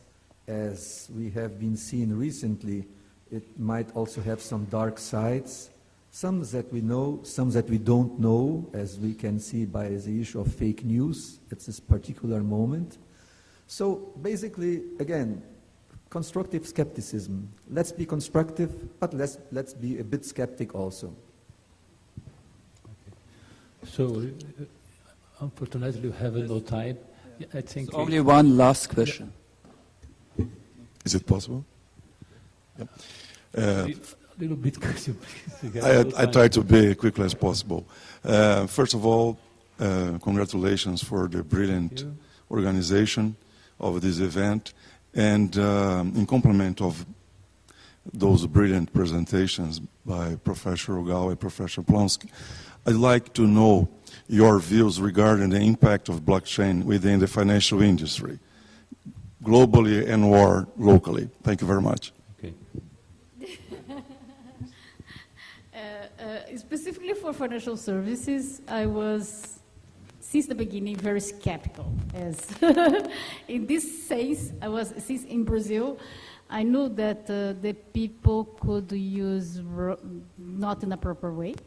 And if you are dealing with not mature technology in such a complex sector. So in financial services, I think in Brazil, I would be skeptical, not really skeptical in using. And I think in financial services, obviously, we have all those the three banks in Brazil.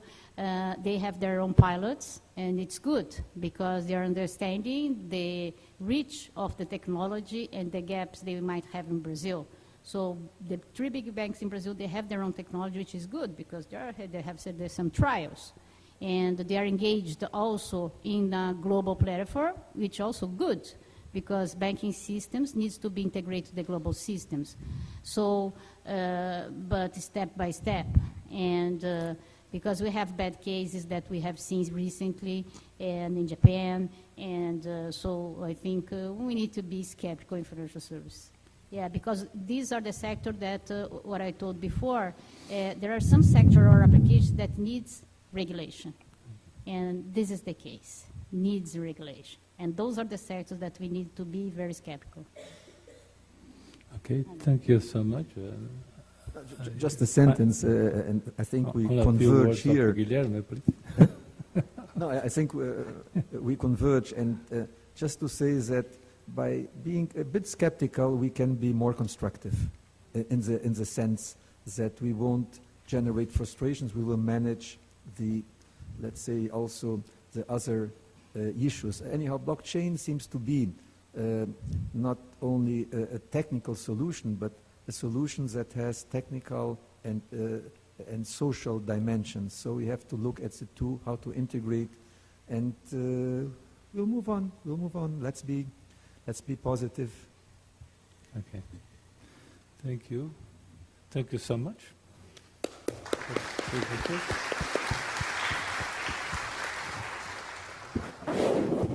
Okay, so now we'll move to the following session where we have the intention now to start creating a work group in blockchain between the University of Miami and the University of São Paulo. So for this, Fischetti from the University of Miami, who will show to you how that can be applied to international conflict, international dispute resolution, a program that he is developing with his team in Miami. Then we have Lucas Lago. And also I'd like to invite Professor Moacyr Martucci, who will be the moderator of the session. He's from the School of Engineering. He's also Vice Director at the Institute of International Relations and the Vice Coordinator of our Global Institute for Peace Studies. I will start. Good morning, everyone. It's a pleasure to stay here. Thank you, Gerson, for inviting me. So a few words before the two presentations about my vision.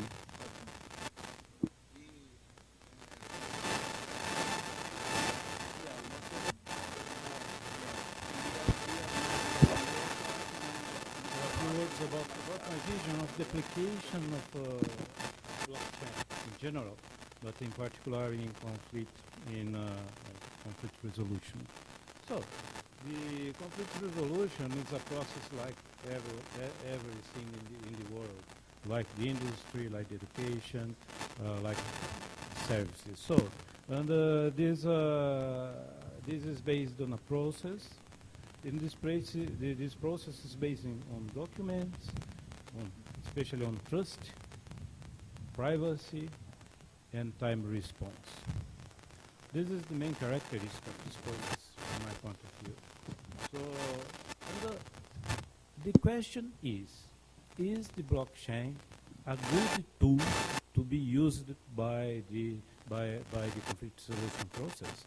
This is the question that we have to answer before to use that. So this answer depends on some very small points. The first one is the trust on the tool is trustable. It's a perceived situation. I can trust, but you know. It's perceived. This is a good point for that. It's not a technical one. It's a personal, so depends on the person for that. And the second one is the cost. How about the costs? Who knows about that? The third one is the trust on the tool provider. You have to have support to use. You have to have to have availability. You have to have confiability. You have to have the assurance of secure the response time, and of course transparency. And these questions must be solved before to decide to use or not a tool. And we are talking about blockchain. So, and if you decide to use that, you have to think about the new business model that the conflict resolution bodies will use to that. So, in my point of view, we have to have regulation, we have to have standardization, we have to have trust before use that. But you have to discuss, like this one. This discussion is very important for that. Okay, this is my initial considerations, and it's ready? No? No, more initial considerations. Okay. I have to have creativity now. So, and yes, but for blockchain is a very good tool for exchanging documents. Very good tool for that. And as Marcia Ogawa told us, is very important in the whole process. The whole process for any area of the human activity, like the industry. So industry is an industry, but the industry has also the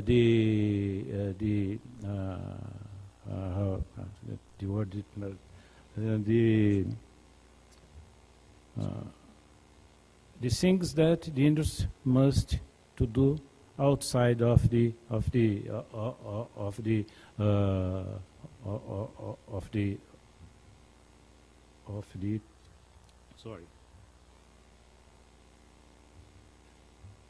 floor of the industry.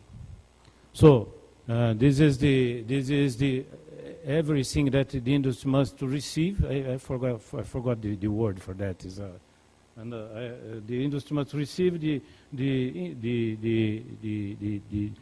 raw material. Industry must to deliver the products, must to export, must to import. So for this one, for this kind of things is very important, blockchain. The use of blockchain. For the contracts, the dynamic contracting is very important today. For that, blockchain is a very good tool. But inside of the industry, in the floor of the industry, we have to use mostly the IoT, the Internet of Things, technology for that. And this technology, Internet of Things, is the technology that connects everything, prepare the documents to the blockchain. Marcia showed us a very good slide for that, using the raw material arriving in the industry and going to the ship to export, and the customer receiving receiving the material.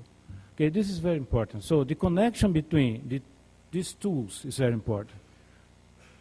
The connection of Internet of Things in every process, and the connection of Internet of Things with the blockchain technology is very important to do that. maybe could be the solution for the next future. Okay, thank you. Okay, let's go. Thank you. Can everyone hear me? Yeah. Well, I want to thank Professor Paulson and Professor Damiani and the Global Legal Institute for Peace for inviting me here today. I'm very excited. I am one of the people that is trying to develop blockchain solutions, in particular for the international dispute resolution community. And I will say it is a trying process and it has been difficult, but for the past 8 months, my team and I have been working on a concept that we call SAMBA, which is a blockchain application. And so for the past 2 years, I've been studying the power of international arbitration and mediation under Professor Paulson at the University of Miami International Masters of Law. And about 8 months ago now, I came to her and I said, do you know what blockchain is? She looked at me sideways and said, what are you talking about right now? And I said, well, I think I have an idea to improve the processes for dispute resolution. Because, as Alexis Mourre had pointed out, the system is starting to get inefficient, and these challenges are making it more difficult for international trade to take place in the same way that they have throughout globalization's evolution. So whether it be called blockchain, the Internet of Things, the sharing economy, or the Fourth Industrial Revolution, I think we can all agree now that this digital revolution is going to impact many industries and is going to be something that every company and institution and university is going to have to face at some point. And so this has been my attempt and my team's attempt as a startup company out of Miami to bring blockchain to international dispute resolution. I'm excited to launch it here today, if it works.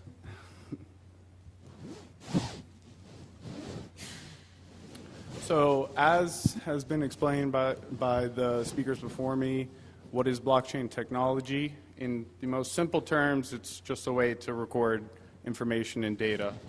And the benefits that you get from a blockchain database is the increased security because the information is stored on thousands of computers across the world. It is very difficult to hack. There's no central point of attack that can go in and manipulate data or attempt to steal the data or extract it. It reduces costs because these transactions happen nearly instantaneously. Again, that decreases the transaction time. There is an increase in transparency because now you can record on the ledger every single transaction that has happened. It also enables contract automation, which some people and attorneys in particular, are afraid will replace them. I have a different opinion of that. I think that attorneys will use smart contracts as a means to offer better legal services to their clients, and a blockchain offers digital signatures for identification. So again, as the speakers have mentioned already, the evolution of blockchain, we started with cryptocurrencies, Bitcoin. An anonymous person named Satoshi Nakamoto released his white paper into the world, and now everybody about 10 years later is talking about it. And now we've developed the blockchain ecosystem to a point where smart contracts are possible. And with smart contracts, what we are able to do is essentially code the terms of the agreement into a computer program, and in that way the computer program can execute on its own those terms of the agreement. So this makes the entire process much more manageable, and as well as to ensure that nothing runs amiss. So now getting to the international dispute resolution community and why we are developing this concept called SAMBA. So as has been talked about, cost is extremely important concern for the parties in a dispute. In the past decade, cost has shot up enormously due to disputes taking more time. There is an issue when you have a major international arbitration and everything is paper copies being sent to either Paris or Sao Paulo or New York or DC, where you have these bundles that are of documents that are just enormous, and the process of indexing them and managing that hard copy is very, very difficult. And so through this digital technology, we can now ensure that the document management process is all digital. Indexing everything online makes everyone's lives easier. And the problem at the moment, though, is that there is no blockchain-based dispute resolution platform out there in either the blockchain ecosystem or in the traditional legal realm.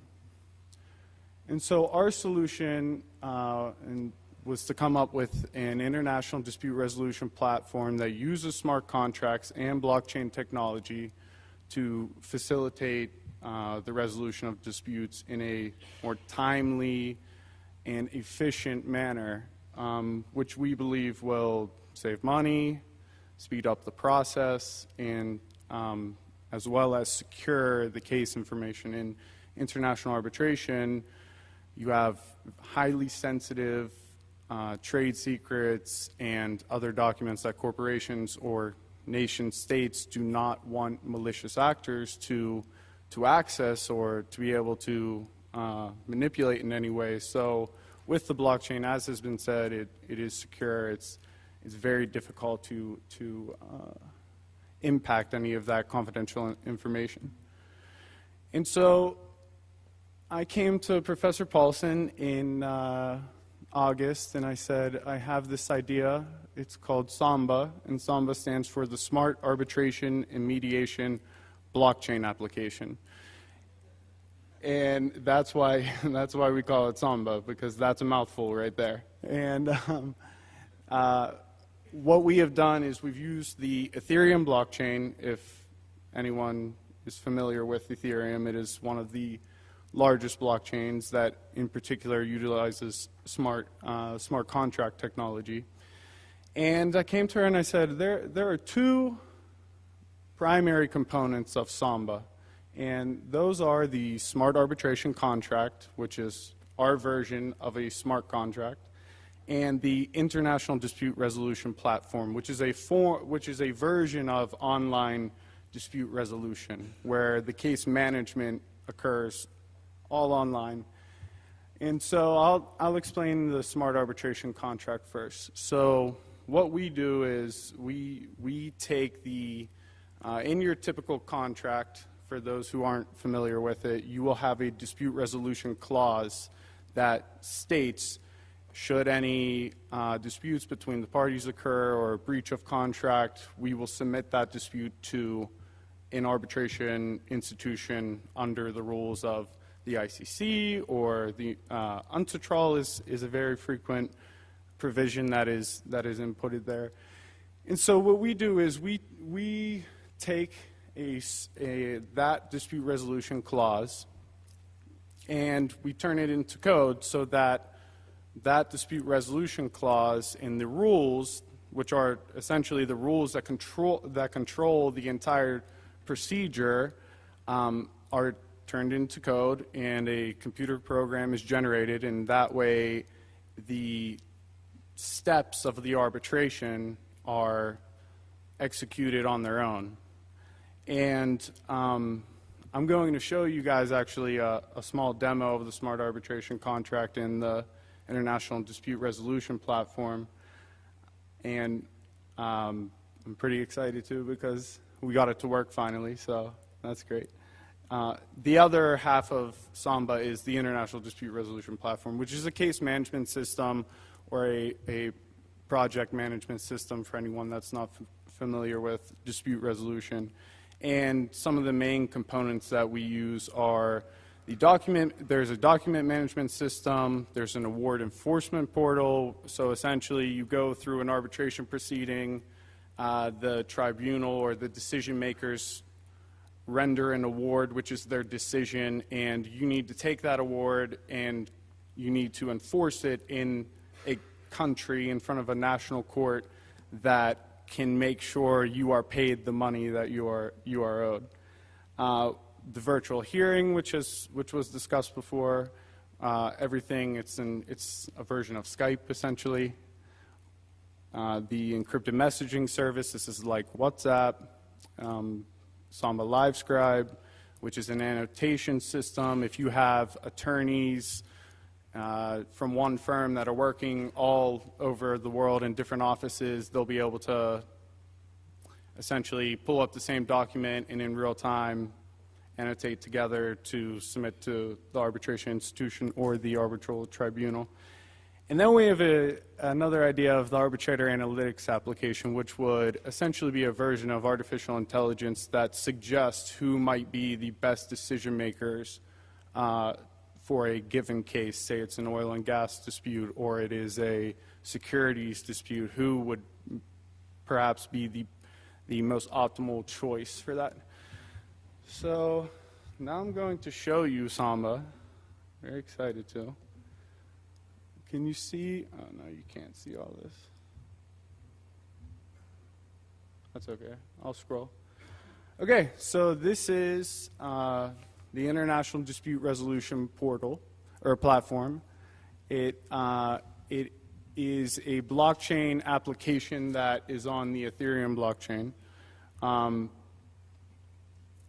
On this left side, you see can you guys see it or no? Yeah? On the left side, you see all of the steps in a typical proceeding. So you would start with generating your smart arbitration contract, which is essentially currently you would have to apply to an arbitration institution and say, will you administer this case for us? And we replace that step with generating a smart arbitration contract, so it will control the rules and procedures of the dispute. And you can see the other steps here on the left. I'm only going to show you the smart arbitration contract today because I know this is being videotaped and I don't want anyone running away with this. Okay, so let's just get right into it. So say I'm the claimant. I need to sue. I need to initiate arbitration proceedings because the other party to my contract decided to breach the contract in some way. We would go to the smart arbitration request form. Currently, there is an arbitration request form, which is your application to initiate the dispute resolution procedures. So you see in here, there is the claimant details, which I've already filled out this morning. So I don't know if anyone has seen the new Marvel movie, but this is the government of the Kingdom of Wakanda versus the International Business Corporation, a fictitious dispute, I want to say. I did not use a real case. And this is all of the information that you would need to initiate a dispute resolution procedure.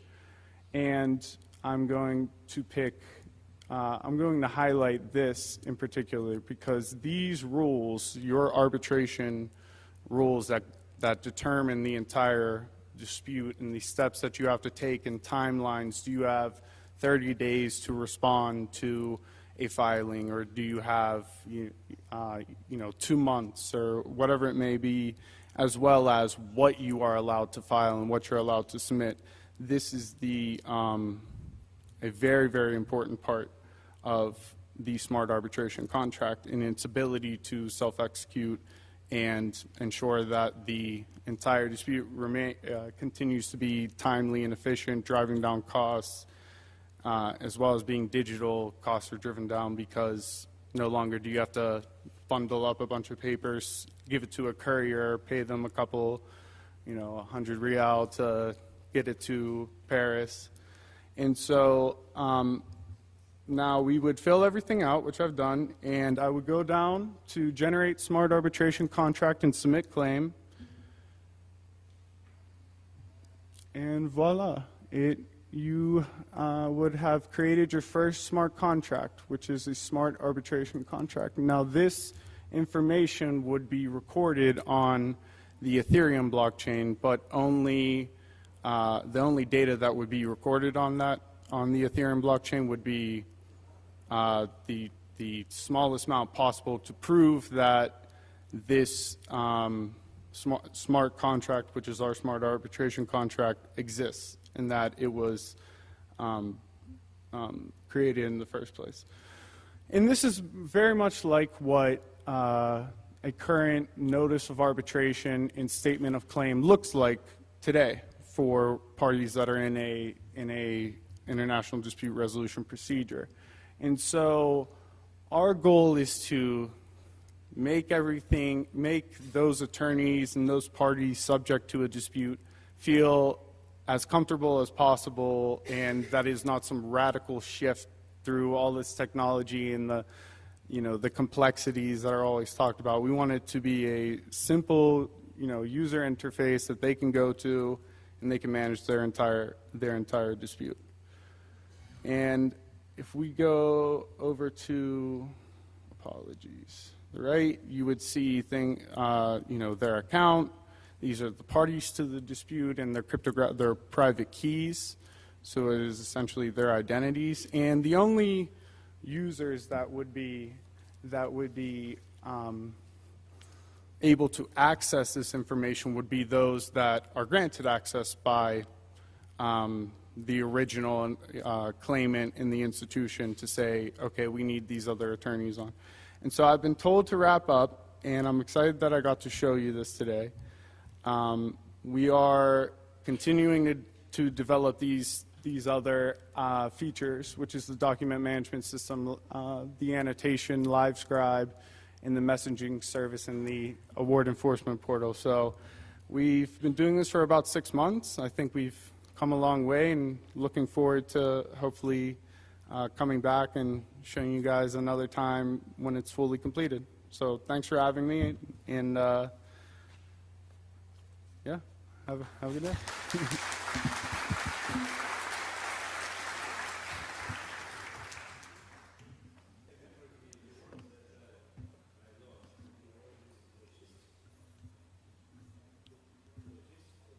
To the Industry 4.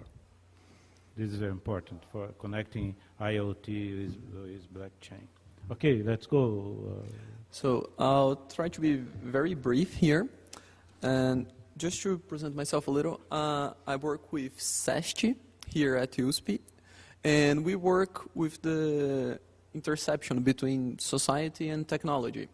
So I will try to not speak a lot about the technology itself and to speak about the society part. So what will happen with society when we use blockchain for everything, or when blockchain is internalized like the internet is right now. So very briefly, it's a terrible, terrible task to try to speak about the future of a technology. And here are some examples. People saying the horse would be here forever and the car was just a fad. And people saying that we would have nuclear-powered vacuum cleaners in 5 years or 10 years. And both of those were terribly wrong, so I'm not trying to say that blockchain will be extinguished or that blockchain will solve everything. So we'll try to stay in the middle path here, like say it will work, but it's not. Let's try to not overhype it a lot. And there is some subtle changes that sometimes happen, and the history of technology shows that to us. Here's a quote from Luiz, who said that the real revolution in the first industrial age was made by the clock and not by the steam engine, because the clock was able to standardize the life of people. So that was the true revolution. Before that, we didn't have a standard life. We woke up when we woke up, we worked until we were tired, and we went to sleep when the sun was down. With the clock, we had time to work, we could sell our time, so we could change the way we worked. So the revolution, the technology that we revolutionize, maybe it's smaller than we think, so maybe we won't see it. And, well, people already talked about what the blockchain is, so I will skip this part. And just to highlight two things. Blockchain is a chain of blocks, and there are two very important points here. The first one is the data that you can put in a block. We usually think about monetary assets, but it can be documents, it can be a lot of things. So it's always good to keep in mind that the data we can put on a blockchain is any data. And the second point that's very important is how we produce this nonce, this number. This is what the miners do in the blockchain. And with Bitcoin and Ethereum, we show proof of work. That means we have to do some very hard computations on our computers.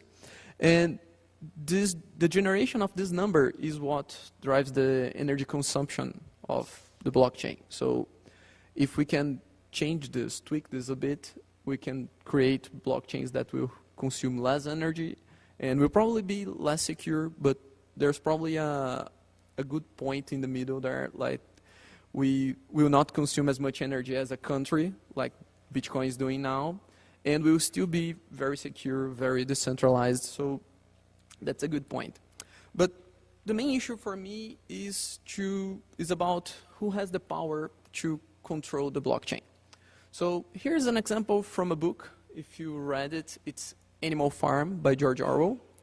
And after the animals make the revolution in the farm, they write their laws, their new laws, in the wall, because the wall is very public, and the wall has its permanent medium.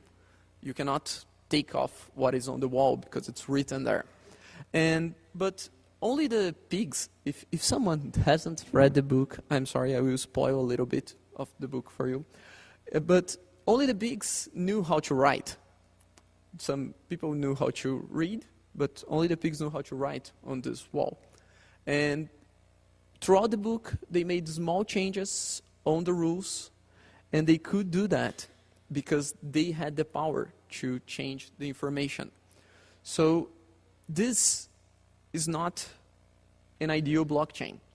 When you do this, when you keep the power centralized, you are not doing the revolution that was thought that you were meant to do. And because this writing things in permanent mediums and having them, this is done for ages now. So this is like the first ledger. It was done to make merchants, by merchants in, I think, Spain. So this is a ledger, and this is a great ledger because it's paper. You can only write under what is already written, but this was done by one person. The power always stayed with one person, with a centralized institution. So when the blockchain came, and especially the Bitcoin revolution, and why we're speaking about that, is because we were able to achieve decentralized trust mediated by cryptography. And this is the biggest revolution. With Bitcoin, we were able to eliminate the need for someone to have the power to control the ledger. The ledger was controlled by the rules of the network. So this is new. This is very interesting. And to say a little bit about the cryptographic part, there is a paper. It's the moral character of cryptographic work. And the first phrase of the paper is, cryptography rearranges power. It configures who can do what from what. And this is the true, I think the true message here that I have, the possibilities and the concerns, they come from this. So the blockchain is a tool made with cryptography, so it's a tool that can rearrange power. So when we talk about the Bitcoin revolution, you can transact money without the interference of banks. So this is a rearrangement of power. There are no points of power, no institutions that have power. So if we don't look at this rearrangement of power, we are missing the main point here of this revolution. We are doing business as usual. We are creating better databases for our companies, which is great. But we are missing the key point of this revolution, is that we can use this tool to create a more democratic system for several things, like conflict resolution. So we can establish ways to create these systems in a more democratic way, because there is no need to have the power centralized in an institution, in a country, in anything anymore. So this is my very brief presentation. So here's my contacts. If anyone wants to talk to me, I'm both at CEST and at Internet Lab. And thank you for your time.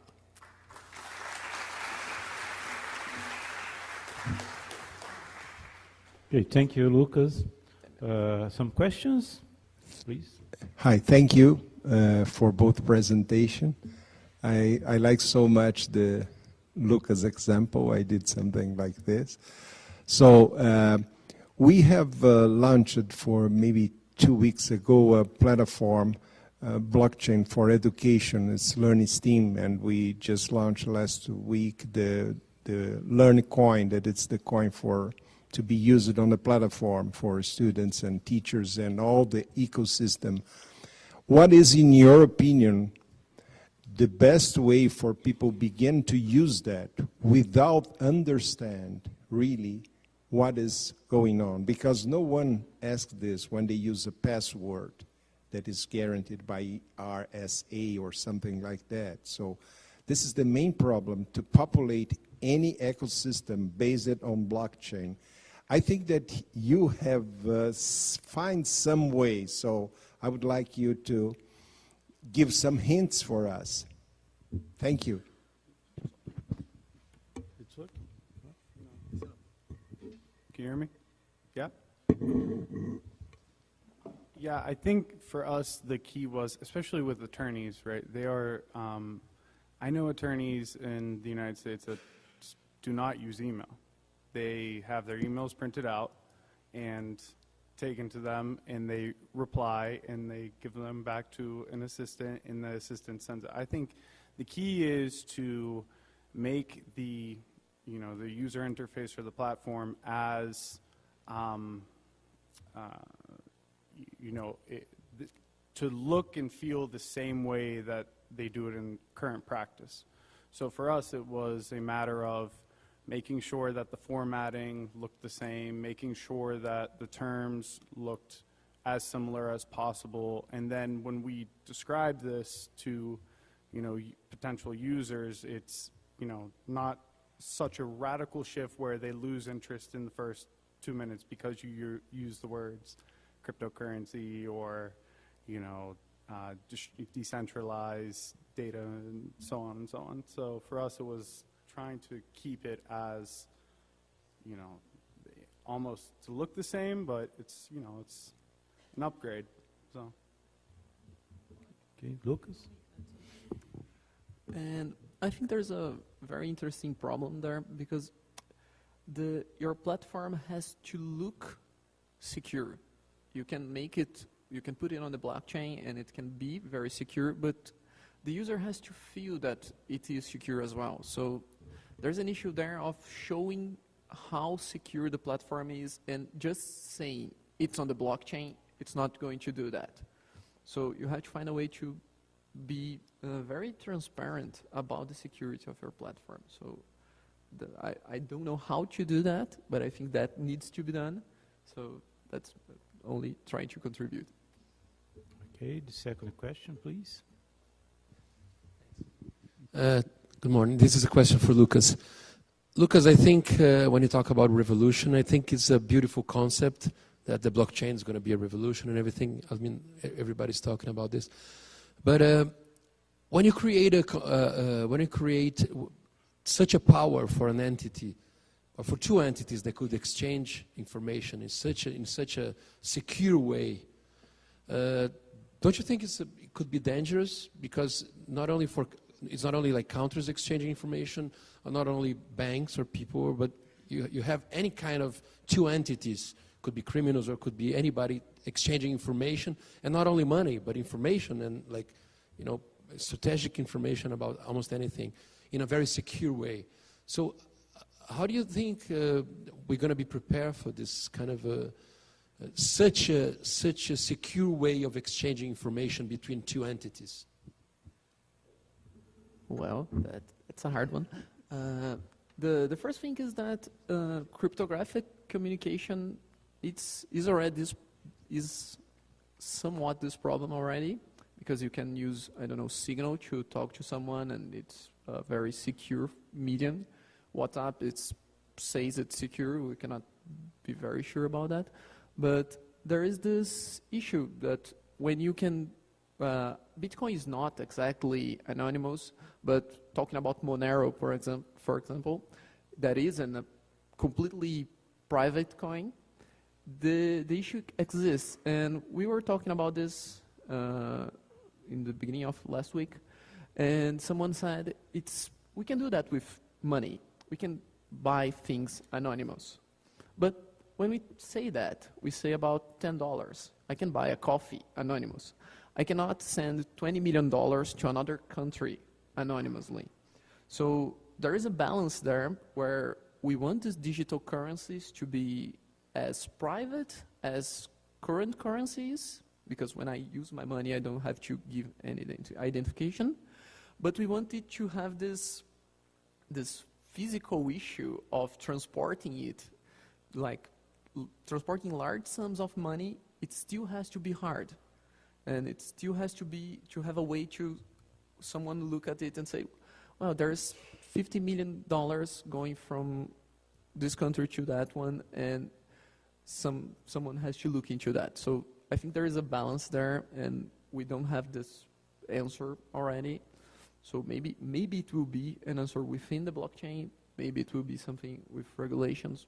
I don't know. I have no idea, but it is an issue, and I think we have to talk about it more. So thank you for the question. Okay, Alexander? No? The next question? Okay. Yeah. And I think that I have one in the last row. Yeah. Okay. My question goes to Lucas also. It's about the impact of blockchain and individual guarantees and questions of data privacy and individual liberties and guarantees. I am a person who read a lot of Brave New World and Animal Farm, and I am concerned about a dystopic future in a critical, in a skeptical, constructive way. So I want to know if someone is concerned about this kind of questions involving privacy and individual guarantees. My question relates to privacy of the transactions in the blockchain system. We know that right now, if we look at, for instance, Bitcoin, you can analyze transactions and kind of match them to real world and try to identify who the parties are on those transactions. So transactions not all the time, as Lucas said, are anonymous. But in the contracting world, when we are doing contracts or business activities, in arbitration itself, we want to keep parties private or proceedings confidential. How do you see this issue, this current issue of privacy on blockchain impacting smart contracts and dispute resolution in face of the need of keeping parties confidential or transactions confidential? Thank you. You have to wait the microphone because we are transmitting the streaming. So thank you. Thank you. So is the arbitration clause embedded into the code? And if there is the possibility to refer the arbitration after the conflict has arrived to your application? And if you see the possibility of an algorithm that will suppress the flesh and bone arbitrator from the occasion? Thank you. So I think we can answer this question. Okay, who starts?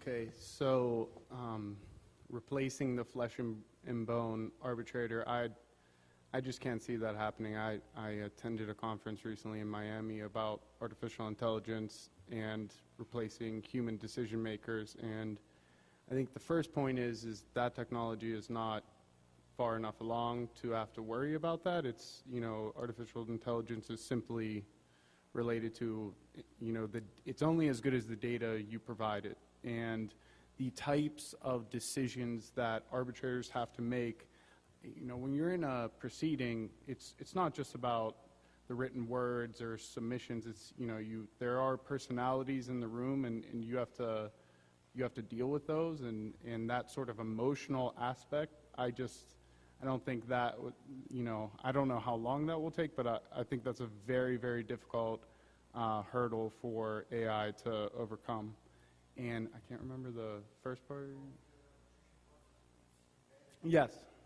So the way that you initiate arbitration is, you know, you refer to that clause in your traditional contract. So we pretty much use a hybrid approach. We don't want everyone, we're not saying we'll create an entire smart contract that will embed all of the terms of your contract. We want you to come to us as, or, you know, to the institution. So our real goal is to build this platform for the institutions, customize it per their rules, their different, you know, features that are why certain types of disputes are in front of, say, the ICC or the CAM in Sao Paulo. So we don't want to administer the case. We want to enable those institutions to benefit from blockchain. So.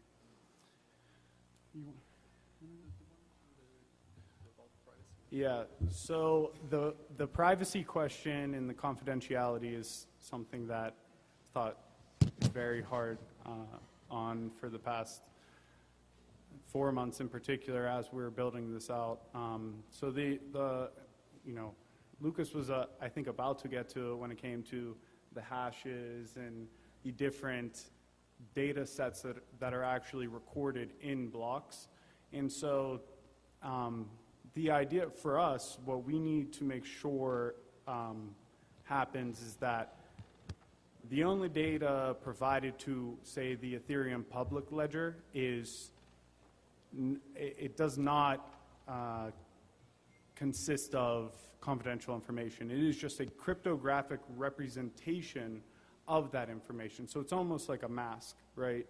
And this is where the anonymity comes into play with blockchain and smart contracts. It is, you have a digital identity or representation that is, you know, not like my email of Alexander Fischetti at Gmail or whatever, you know, whatever it may be.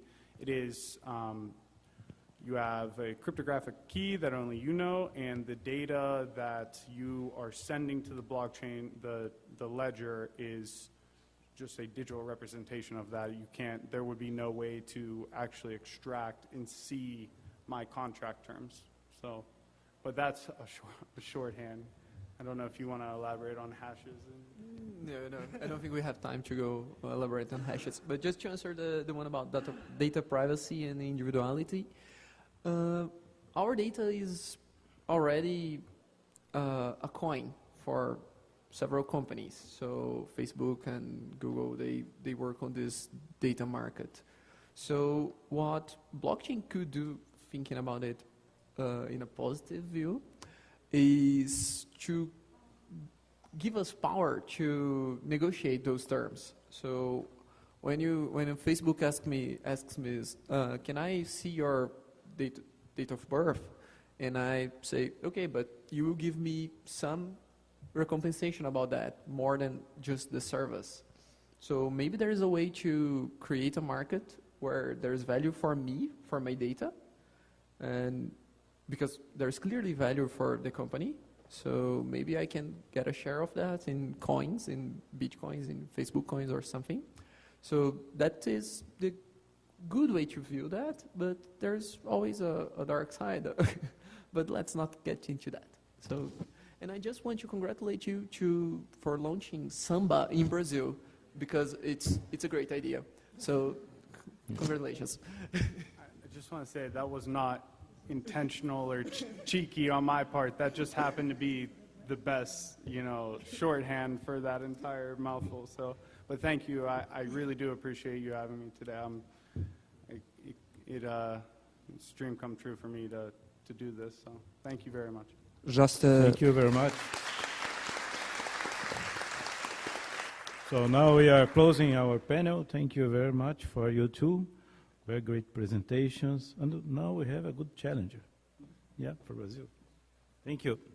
Thank you, Professor Moacyr, Alex Fischetti, and Lucas Lago. We would like to invite you too, if you're interested in participating in this work group that we're developing between the University of São Paulo and the University of Miami. They will be here, and you can have a talk. I mean, there will be a meeting tomorrow to discuss what some of the work and the stages that will be developed throughout the year 2018. I know that there are people who have a few more questions, so maybe because of the late hour, we'll move on to the next panel. You can use this next panel, or our colleagues will be here too and be able to ask your questions in person. The next panel, would like to invite Jill Diamond from Neolink International, and Adriana Bragueta, Vitor Castro, and Professor Brian Jarrett from California State University. On a conference that we had on Monday, Professor Brian Jarrett held a very interesting lecture on indigenous peoples in Alaska. And today his talk will be more implemented in how we move this blockchain area into international cooperation and also use its applications for education. So, Joe, would you like to begin? Okay, all right. Well, let's keep it simple. Good afternoon, everybody. When Jerison, is it still morning? I wasn't sure. When Jerison invited me to speak today, I have to say that I was delighted. And at the same time, I also was a little intimidated to be speaking as an English communication executive coach on a program that talks about blockchain and conflict resolution. But it's such a pleasure for me to really think about what is the connection between the topic that Jerison provided for me, international cooperation. I absolutely love this as a way to think about communication. And so today what I'd like to share with you is how I made the connection between my area of expertise, which is communication skills, and international cooperation. And I started by thinking about collaboration, which is really another word for cooperation. And we see collaboration in everything we do. We see it in social media. We see it in philanthropy. We see it in businesses. And we see it here at the university today with Brian Jarrett visiting us from California State University and collaborating with USP. It's really amazing. Collaboration is everywhere. And so when I think about conflict resolution and I think about peace, it goes so well with this idea of cooperation. And really, what is at the foundation of arbitration or mediation or conciliation, all these terms that I'm learning, is authentic dialogue. And what is authentic dialogue? It's listening and speaking. Not speaking and listening. It starts by listening. And so this is where I found the connection to the work that I do in communication skills. Which brings me to international cooperation. When we talk about cooperation, of course, on an international level, we need to have a common language. Let's call that English for today. But we also need something much more important. We need to understand culture. We need to understand who we're dealing with. We also need to understand who we are in relation to our own country and to the countries that we're having conversations with. Last week, I was talking with the Chief Diversity Officer at Boehringer Ingelheim, a pharmaceutical company in Connecticut in the United States. And I asked her, what do you make of this title? How do you interpret international cooperation? And she said something very powerful. She said the first thing that needs to happen when people are having international conversations is they need to leave their stripes at the door. They need to leave their rank, they need to leave their authority, they need to leave their titles at the door. And the second thing she said is that we need to have clear goals. And when we can sit down together and establish that we are working on an even playing field, then we can set goals and we can really achieve them. Which brings me to leadership. Today, leaders need essential skills to be good communicators. And just a few days ago, I opened up LinkedIn, and I came across the 2018 Leadership Report. And for those of you who don't know, most corporations have leadership and development programs. And inside of those programs, we're training the leaders of tomorrow how to have the skills that they need to be effective in the jobs that they will do. And the report, the first skill that, well, first the question was, what are the most important skill sets needed to be a leader? And the first one is probably very obvious. It's leadership skills. We need to know what it takes to be a leader. But do you know what was second and what was third? I was happy to find out. The second was communication skills, and the third was collaboration. So I was very happy to see that this topic was timely with the LinkedIn report. Which brings me to education. And we talked today about the digital era. And Gerson had asked me to speak a little bit about the new generation of education. Today, everything is happening very fast, and we have requirements when it comes to our learning. So the first thing that I want to ask you or show you is when you want information, where do you go today? You go to a search engine, and you can do it immediately. When you need information, you just need to pick up your cell phone and ask a question, and we get the answer. And in education, this is actually called just-in-time learning. We don't need it before, and we don't need it after. We need it now. And maybe we're going to forget it, but we got it just in time, right? The second point regarding to the new generation of education I want to bring up is related to how we only want small bits of information because we don't have the time and we don't have the attention span. And this is something called micro-learning.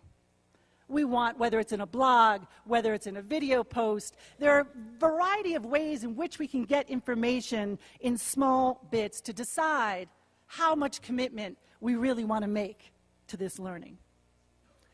And the next point that I want to make, I think everything online, all of us, when we go searching for something, we want to buy something, we want to try it before we buy it, which means we want it free, right? We all want something for free. And Stanford University in 2012 created something called massive open online courses. And these massive open online courses made world-renowned professors available to tens of thousands of people who could attend a class at the same time. And finally, when it comes to online education, it's so important that we have options. We need to know that we're going to have a seamless experience between our cell phone, our laptop, our tablet, and maybe once in a while, we're going to sit in a classroom for 2 hours and listen to a professor speak. So, really, we have to thank the millennials for taking us in every area of life, from offline to online. And I really want to ask everybody, when you prepare for your conversations, when you are working in conflict resolution and international cooperation, think about your communication. And I want to challenge you to create safe places for dialogue and really meet people on the bridge of rapport and understanding by understanding culture. And finally, I want to leave you with a word about kindness. Last week, I was at the United Nations at the Power of Collaboration Summit. And a 15-year-old girl stood up. She is a supporter of the UN, and she said the following about kindness. As we think about cooperating in the age of globalization, we need to make little acts of kindness. Because when we have the intention to act with kindness, we create a mountain of kindness that can drive us into a purposeful future. So I want to thank Gerson, thank the university, and thank everybody who made it possible for me to be here today. Thank you so much for having me.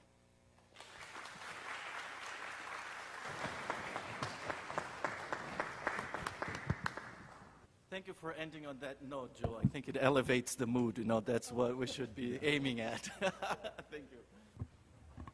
So there's, I just want to start the show here. Thank you. So, thank you, Gerson. Thank you, University of Sao Paulo. I run the program at Cal State University Dominguez Hills. We're building that program up. And there are a number of programs around the United States now, in Canada and so forth, that are really attempting to build up a skill set around dispute resolution. And so I welcome connections, contacts. If you want to get in touch with me, there's my email information. And this is an ongoing project. And so I welcome the connection, you know, and discussion that we can have, because I really believe it's important to build up these programs. The program in negotiation at Harvard was really a leader in our field, and now we're seeing the programs develop in each of the countries, including here at University of Sao Paulo. And I think it's a really important thing to do, and really a time where this is so necessary. So it's just an extremely important project, and I want to invite you into that, and it's an ongoing project. In all of this, you say, why are we concerned about developing skills for dispute resolution? And I would say that what's really important is that we're still human beings, and that even if we have all this technology, we'll need the human beings behind it in any event. That human discernment is not something you can replicate or produce in the computer world, and I don't think it will be for the foreseeable future. So I think we're going to need the humans fixing problems and identifying, analyzing, and coming together to resolve matters. So it's, for me, let's put that question back to what do we want students to learn? And so I think there's three things that we have to think about. We want students to be adaptable in the new world that we're in. We want them to be accountable and understand this idea of flow in their work. And so this is particularly true for dispute resolution practitioners. They're going to have to be very adaptable to what's going on in the world out there. And so there we're talking about the idea of having different kinds of approaches to dispute resolution. So beyond arbitration. So what can universities do? So here I have a few pointers. I'd just like to run through these, and that basically is the gist of my talk. The universities need to partner with each other around dispute resolution and to develop these programs. And so we need to make exchanges for the universities themselves, or the students, cost effective. And so we're working on that and looking at ways we can have students, for example, come to the universities, be able to find cheap accommodation and the like. Second thing is the partnership with the private sector organizations, tech organizations, and NGOs. So dispute resolution programs in particular need to focus on the connection to, what's going on outside the university, in the community, not just in the university. This isn't a theoretical discipline like many others. It's much more applied, practice-based. The next thing is to enlarge the discussion, basically, that we need to look at interdisciplinary practices. So when we look at arbitration, that's often defined in a narrow way, but in fact, arbitration can be coupled with mediation, facilitation, fact-finding, and all the other many practices. And the field of dispute systems design, which is now emerging, is a place where we have the students develop and to design their own systems for dispute resolution. So to take that into organizations and into communities.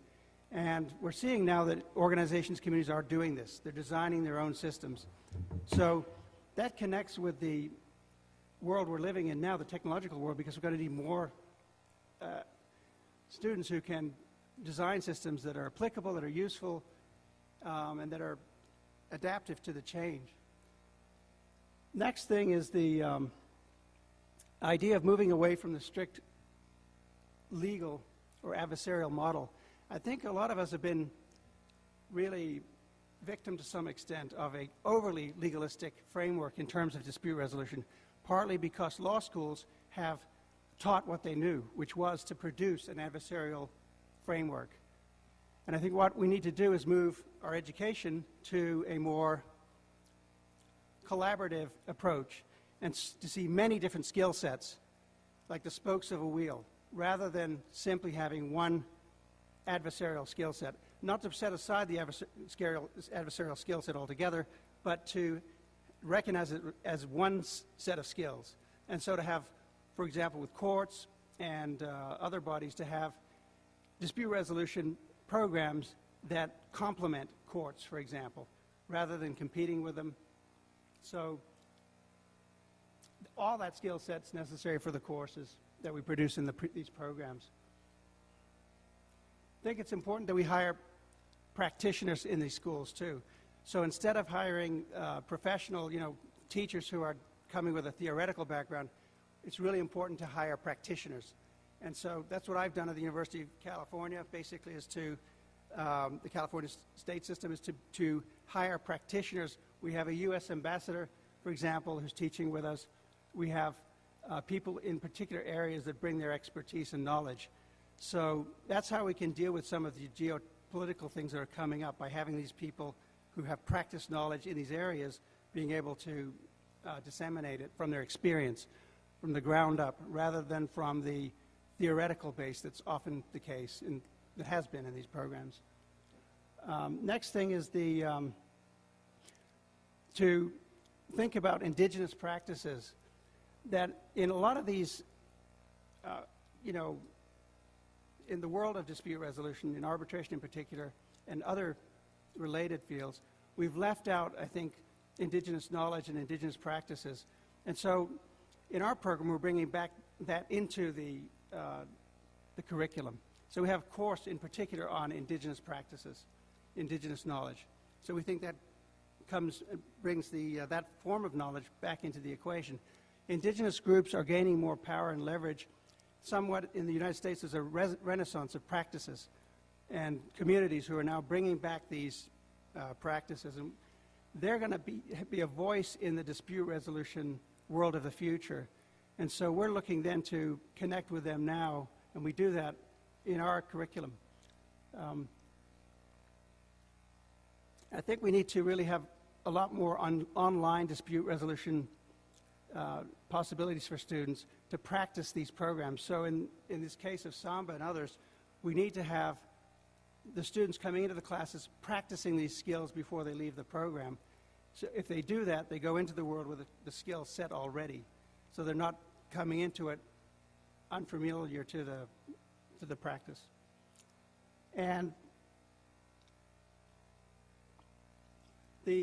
one of the biggest ones is the intercultural aspects of dispute resolution.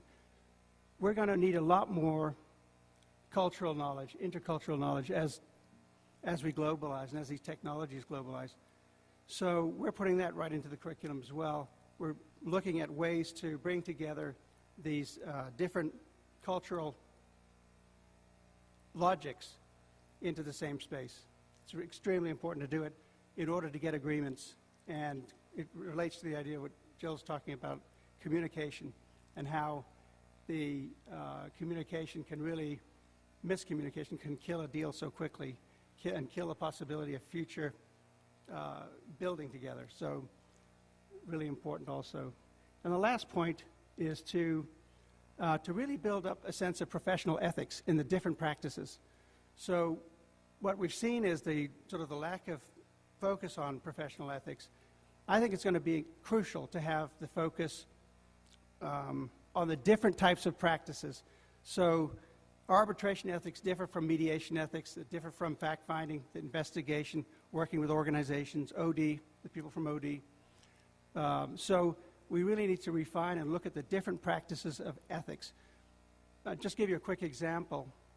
Sorry, I just have to get a glass of water here.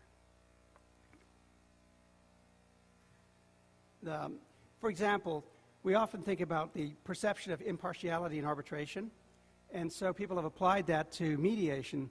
But in fact, mediation, some argue, doesn't work very well if you're impartial. In fact, you want this sort of multi-party partiality where you're working with parties and moving between parties. So there are different ethics, different logics for each practice. And I don't think we've been very well, done a good job in defining and pulling apart those different ethics that belong to each of the practices. So these are, in a nutshell, basically the recommendations I have for the programs, and so that are building dispute resolution as a practice, and to see dispute resolution generally as a more, as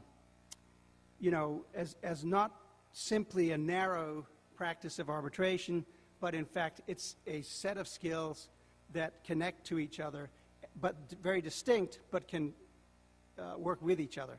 And so we need to professionalize the field in a sense, to have people take the field seriously, to see it as separate from lawyering. I'm a lawyer myself, but I really think that we need to build this field that's separate in a logic sense from strict legal practice. And so I invite the idea of having arbitrators who are not lawyers, for example, into the practice, and mediators and so forth, so that we have a more interdisciplinary practice. Those are my thoughts in a nutshell. I'm happy to take questions. Thanks.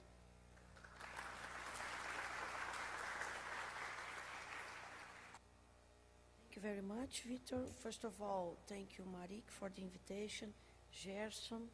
And I would share with you some of my reactions to what we heard this morning. I had prepared a presentation, but I had drastically changed it in light of what we have heard, which is extremely interesting. I had barely heard about blockchain myself. Obviously, I'm following up on discussions of bitcoins and other sorts of coins. And it's interesting to analyze if there's some sort of connection or not with dispute resolution, and to what extent. First of all, arbitration itself, and we have here the Pope of arbitration, Martin Hunter is here, the father of us all. Arbitration itself is quite innovative if we compare it to the judicial system. It was a search for the private operators to free themselves from the courts. It's a search for freedom, and it's the exercise of freedom itself. Perhaps what is behind this blockchain movement has to do with it. But arbitration itself would never work in a large number of cases if in a certain point of the whole idea, the whole philosophy of arbitration, we wouldn't have the strength of a sovereign state to say, I agree what you have done. Obviously, and this will work for every sort of technology and dispute, if the parties agree by themselves with the results, you don't need to have that enforcement in a court of law. And this has happened hundreds and thousands of times in the preceding years. If we ask Brian, we ourselves, we elect you to solve our case right now without motivation, without the need of written briefs, and we agree to fulfill the decision. If Brian says something and we abide for it voluntarily, it's okay. We can be totally free from whatever government and we need and whatever regulation perhaps we need. We discussed this morning about regulation. First, a second thought. When internet arose in Brazil and the world in the 90s, when we were discussing it from the legal standpoint of view, it was revolutionary. But was it revolutionary for law, for substantive law? After various years reflecting on it and discussing in depth, my conclusion is no. We apply perhaps the same Roman law that was created more than 2,000 years ago. Internet changed a lot in procedure, in speed, in reduction of costs, in quality of the evidence to be produced, because you have the evidence there, you know, the emails. It's not someone, a witness trying to testify, trying to rebuild what has happened. So it helped the procedure itself, but not the law, the disputes themselves. I myself would like also to add that I still have some difficulties to understand the limits of blockchain and use of technology as it's in its best way possible. What is the difference? Is it blockchain and is it Alexander? Congratulations for an excellent idea. I wonder myself, is blockchain the fact that you don't have a centralized control, centralized entity, but you have several ledgers? Do we need several ledgers for a dispute resolution? As Valério mentioned, we have the issue of confidentiality.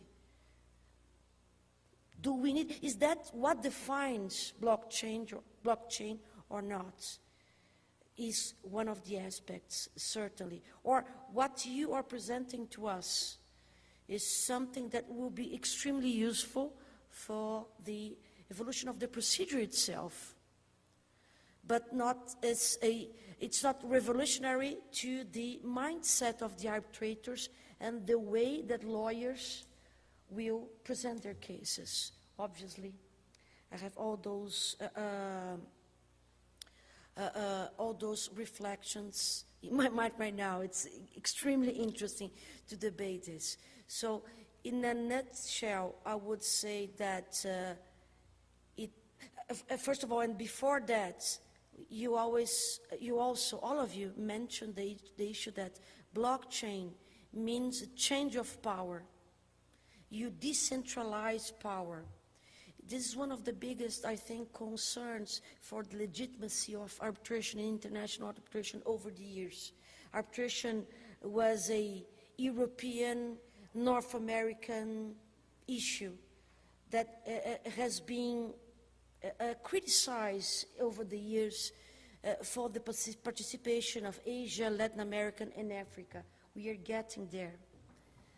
But whenever we discuss decentralization of power, is it possible to say that no one will have some power, or who is behind the power, whose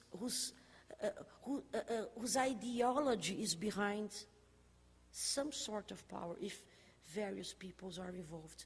When I was watching your presentation, very interestingly, I was thinking to myself, even the way Alexander is formatting his SAMBA software, he is exerting some power. And obviously, the ones that are formatting the blockchains, in a way, they are creating a path. Perhaps it's not decentralization of power, but a shift, obviously, and for power to be more democratic. So in a nutshell, what I think we're in a very early stage of this to say, as the other said, if this will succeed, especially in dispute resolution methods. I asked Marcia, what we have in our judicial courts, everything. We don't have paperwork anymore. Everything is the internet. Is it a blockchain? She said no. Is it that the ultimate goal for dispute resolutions? I don't know. At this stage today, I would think that this is the farthest that we can go, even in arbitration, reducing costs and whatsoever. From the procedure aspect, it may help, technology will help always, and especially to reduce costs. But again, for the decision itself, it's a human act.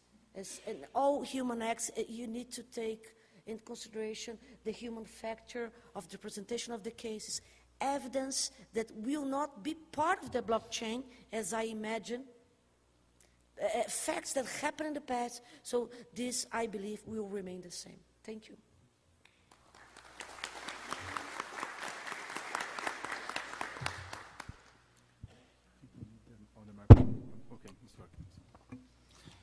So thank you very much, Adriana Bragueta, for your explanation. I would like just to present some final remarks and then open the floor to questions. As a practitioner, I'm also very interested in this issue, of course. And when Professor Damiani invited me to be part of this panel, I was just wondering, because we are discussing here the future. So is it that we are foreseeing here the future, or is the future already a reality, and we have to deal with the reality? In my opinion, I think we are moving towards an e-universe, and we can't be afraid of this change. We can't be afraid of e-universe. We have, instead of being afraid, understand how it can work and how it can work in our favor. So there are obviously many challenges when you're talking about international dispute resolution, particularly international arbitration. And among these challenges, including technology and how can we use technology in our favor, it's obviously fantastic. And I think we have an opportunity to discuss it here. And I have to already say, I totally agree with the views that Adriana presented for us, because I don't see a blockchain as a tool to change how we construe the arguments as a lawyer. But I see challenges in terms of procedures and how can we have a safer environment for arbitration, particularly considering all the aspects that we usually discuss, like corruption or production of evidence. If you really think about it, to use blockchain, we still need collaboration. And this is obviously the main point about having an arbitration clause in an agreement, right? If you don't have collaboration, it won't work. And to use blockchain, we also need this kind of collaboration. So whenever we talk about blockchain, the basic concept talks about mass collaboration. But we have to understand, as potential practitioners here, that if you don't stimulate this collaboration among the parties, it's not going to work. There is a quoting from The Economist that I like a lot to describe blockchain. It says blockchain is actually a great chain of being sure about things. So if that's true, because we can have some trust in the information that is in the ledger, that means we can use blockchain in our favor to construct new procedures, like production of evidence. We can perhaps rely on the production of evidence in a more dynamic way in the future, whenever we can, through a smart contract, start to invite potential witnesses to a case, and they can present the information which is already in the ledger, in their ledger, to a specific case. That could avoid, for instance, any discussion on the trustworthiness of the system, or even on potential corruption of some witnesses.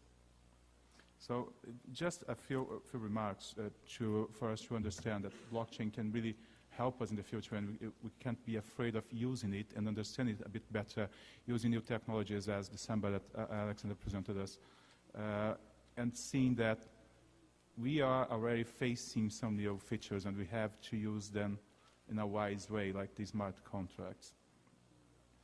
And I think if we have this blockchain used as a working pattern, we are probably going to get another challenge to defy on international arbitration. So just a few remarks for our consideration, and I will open the floor for questions. Thank you.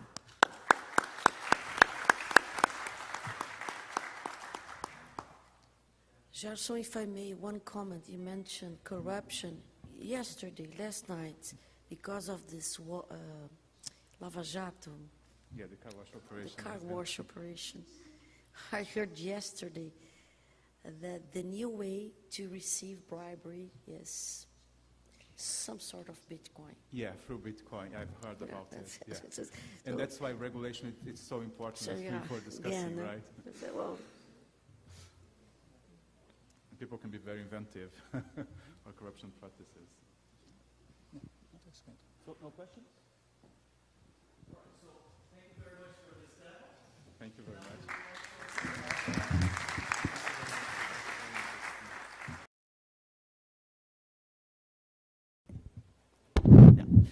You'll notice that we have covered a lot of mileage today on conflict resolution and blockchain, and I hope this is just the beginning of a debate that we will be able to deal with more deeply. We have students here, we have practitioners, we have professors that deal with the issue, and when I started talking to Professor Marike Paulson about this, we came up with the idea of creating a work group, initially between the University of Miami and the University of São Paulo.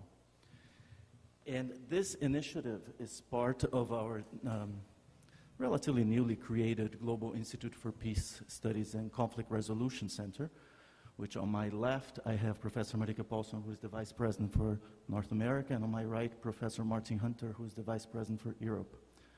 So opening this last session, I pass the word to Professor Marike Paulson, please. Mindful of the challenges we faced this morning with the microphone and everybody being able to hear the speakers, I will try my best with this last presentation. Blessed rage for order. The makers rage to order the words of the sea, words of the fragrant portals, dimly starred, and of ourselves and our origins in ghostlier demarcations, keener sounds. A poem about the order of the Key West in Florida by Wallace Stevens. And it was a poem quoted by the legend of international law, Justice James Crawford of the International Court of Justice. International law has perhaps not achieved much, but it is good that it is there. Fali Nariman, the former president of the International Council of Commercial Arbitration. So the international rule of law, as we knew it, has perhaps ceased to exist in a rage that even Wallace Stevens, with this poem, could not have predicted. And I think that James Crawford, when he quoted that poem, he could not have predicted it either, when he then described the rule of law and the world order of our era. So, in the times of Brexit and Trump and the pending trade wars, our world order is in a state of crisis. And rather than keeping calm and carrying on, we are hitting the panic button. Could a crystal ball have predicted Trump? And now states are attempting to anticipate a future in this newfound Twitter reality. And so at the same time, we find ourselves in the fourth industrial revolution that is building on the third revolution, the digital era. And with that, I'm quoting Alexander, who said, "The fusion of technologies blurs the lines between the physical, the digital, and the biological spheres." Was this unpredictable? Gerald Herrmann, another president of the International Council of Commercial Arbitration, said in 1999, "While a-national or the free-floating awards are more common in the imaginative world of radical delocalizers than in the real world, we may wish to anticipate future space awards rendered in cyberspace, which we call the virtual Cybernation awards by seatless online arbitration centers, or in outer space, Arbitration by the Galactic Arbitration Center." Little perhaps did Gerald know that in his lifetime, we are now in the era of cybersecurity, hacking, virtual reality, e-discovery, and online dispute resolution.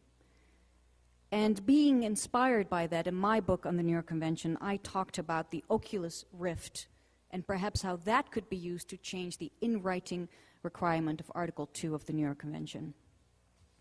So what is international arbitration today? And why do we have it?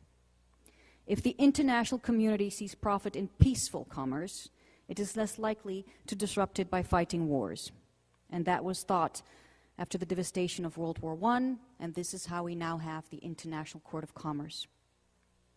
Lord Mustill and Kofi Annan, the former Secretary General of the United Nations, said that the New York Convention is the most important treaty in international arbitration and the most important instance of international legislation in the history of commercial law.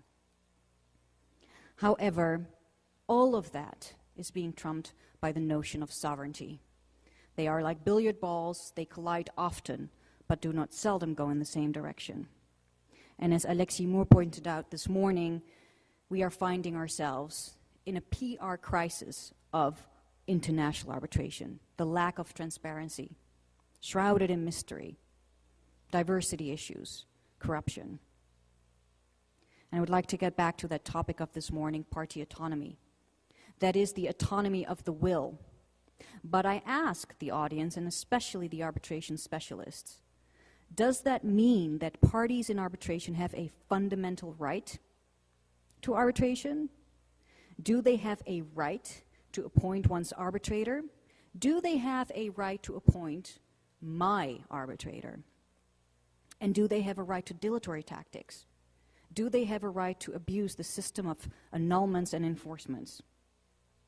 And that's why I asked, if ever we had embraced some idea of institutional appointments or some regulation, would we have faced right now our community with a backlash across the globe and even the proposal of a permanent investment court in CETA? So that party-appointed arbitrator, I would remind this audience, this was not the original premise of party autonomy. The idea of international arbitration and its pillar party autonomy was the idea of merchants to contract out of the fundamental access to courts. It was the idea to design a specially designed system of international dispute resolution. And it was the idea that international arbitration was for states to engage in international trade and to be held accountable under international law. And when it comes to our debate on ISDS, again, also discussed by Alexis Mourre, state responsibility. It means that valid arbitration agreements ought to be recognized, and binding awards need to be enforced. So antics such as denouncing BITs, which happens in Latin America, relying on reverse notions of international comity, which happens in the United States of America, and even possibly pressuring courts into stopping enforcement, the Russia case. That destroys the trust in international arbitration and ISDS. So I ask the stakeholders, revisit the idea of ISDS. It's under fire. The old Westphalia's governments and its citizens have voiced criticism. We've seen that with CETA. And international arbitration as it exists today will soon be subjected to a total makeover. And with that I conclude. The founding fathers, Piet Sanders, Gerald Herman, Martin Hunter, Jan Paulsen, have created a sound system of international dispute resolution, and it's a good way for us to build upon it to transcend the changes that the fourth industrial revolution brings upon us. And I conclude with the resolutions created for that purpose. At least, hopefully, that will provide some guidance to nations and key stakeholders. The first is revisiting of treaties by the proper stakeholders and experts, not Trump, such as NAFTA, but also CETA and the New York Convention. Preparations by those same key stakeholders of the arbitration community for the blockchain era in dispute resolution, crossing over from the old Westphalia to a new world order. 3, addressing a new global system with institutions on the rise in Asia and Latin America. 4, to enforce arbitration and other dispute resolution agreements consistent with the needs and practice of international trade today, because the way we used to conclude arbitration agreements in writing can be no more.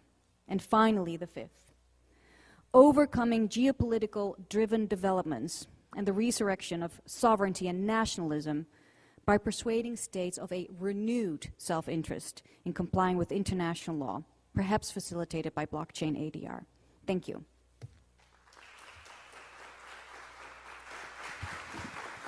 Thank you, Professor Marika Paulson. You see that today here we have this big challenge of bringing technology and society together, and we see what we have been facing this in the time where we live nowadays, right? Because, I mean, we can't let technology have a free ride as it wishes, and we have to debate and think about how it affects society. This morning we had Professor Luiz Olavo Baptista mentioning that he was very happy to be in a room with two tycoons from the international arbitration world, Professor Martin Hunter and Alexis Mourre, and Luiz Olavo Baptista himself, right? And so I would like to give the opportunity to, or give us the opportunity to listen to from Professor Martin Hunter. Thank you very much, Jay. I wasn't really expecting to be on the platform today, particularly at this time of the day when you're all wanting to get to your lunch. But let me just try to make some brief remarks and to put some questions to you people. The first, I'd like to get back to basics, to get to the context in which we're here, which, if I understood the title to this session, it was blockchain, and in the context of it, the contribution it should make to, or should be able to make, to dispute resolution. And actually, I've learned a lot this morning from people who talked about blockchain. I still don't really understand it. I know, you helped me a lot, but I mean, I do understand now a series of blocks, a chain of blocks, but and that puts it in a more understandable context, so far as I'm concerned. Now, but coming to the back to basics, I think we could all agree, it's what in England we would call common ground, that there are 3 levels of dispute resolution. 1, negotiation, and 90% at least of all commercial disputes and disputes between states are resolved through negotiation and not through the other systems. The second system is commonly known as mediation, if one understands what that is. I don't find it to be very easy to understand, but I prefer to call it third-party assisted negotiation. okay? And that's what mediation is. It's what a huge amount of dispute resolution in the commercial world is all about. And then the final one is arbitration. And by that, in the context, we're really talking about international arbitration, where the parties come from different nationalities. And that is where you need somebody, or a group of people, a tribunal, to take a decision and impose it in a way that is enforceable. That's the definition of arbitration. Reaching an enforceable intention of arbitration is to find a binding form of dispute resolution which is enforceable by the winning party against the losing parties. Now, I don't see that blockchain can really add much to the present system of arbitration, reaching enforceable decisions under the International Convention, the relevant one, which Marika has talked about, and quite rightly, because it's absolutely critical. And she's now probably the world's leading expert on it. I mean, there's another chap called Vandenberg, who is a great fellow and has been in Miami recently, lecturing to the law school, University of Miami, on that, and I can't wait to read what he said. I couldn't be there because I was on my way on a plane coming here. Now, if we go back across those, back to basics, it's always good to get back to basics. Negotiation, the primary source of all commercial dispute resolution. Mediation, which I like to call third-party assisted negotiation, where you have a mediator who comes in and helps the parties achieve an agreement, but there's nothing enforceable about it. If the parties don't like it, they don't accept it, and then they have to go to the last stage, arbitration. Now, if we go there and try to put those three levels of dispute resolution into the context of blockchain, if I understand what blockchain is, and I understand a lot more now than I did 3 hours ago, then I think we've got to look at the three levels. Negotiation. I don't think, other than in a mechanical sense, that blockchain has much to contribute to that. The parties will negotiate. Now, I can well undersee that, and we all do now use digital techniques. And if the concept is that negotiation, that blockchain is really concerned with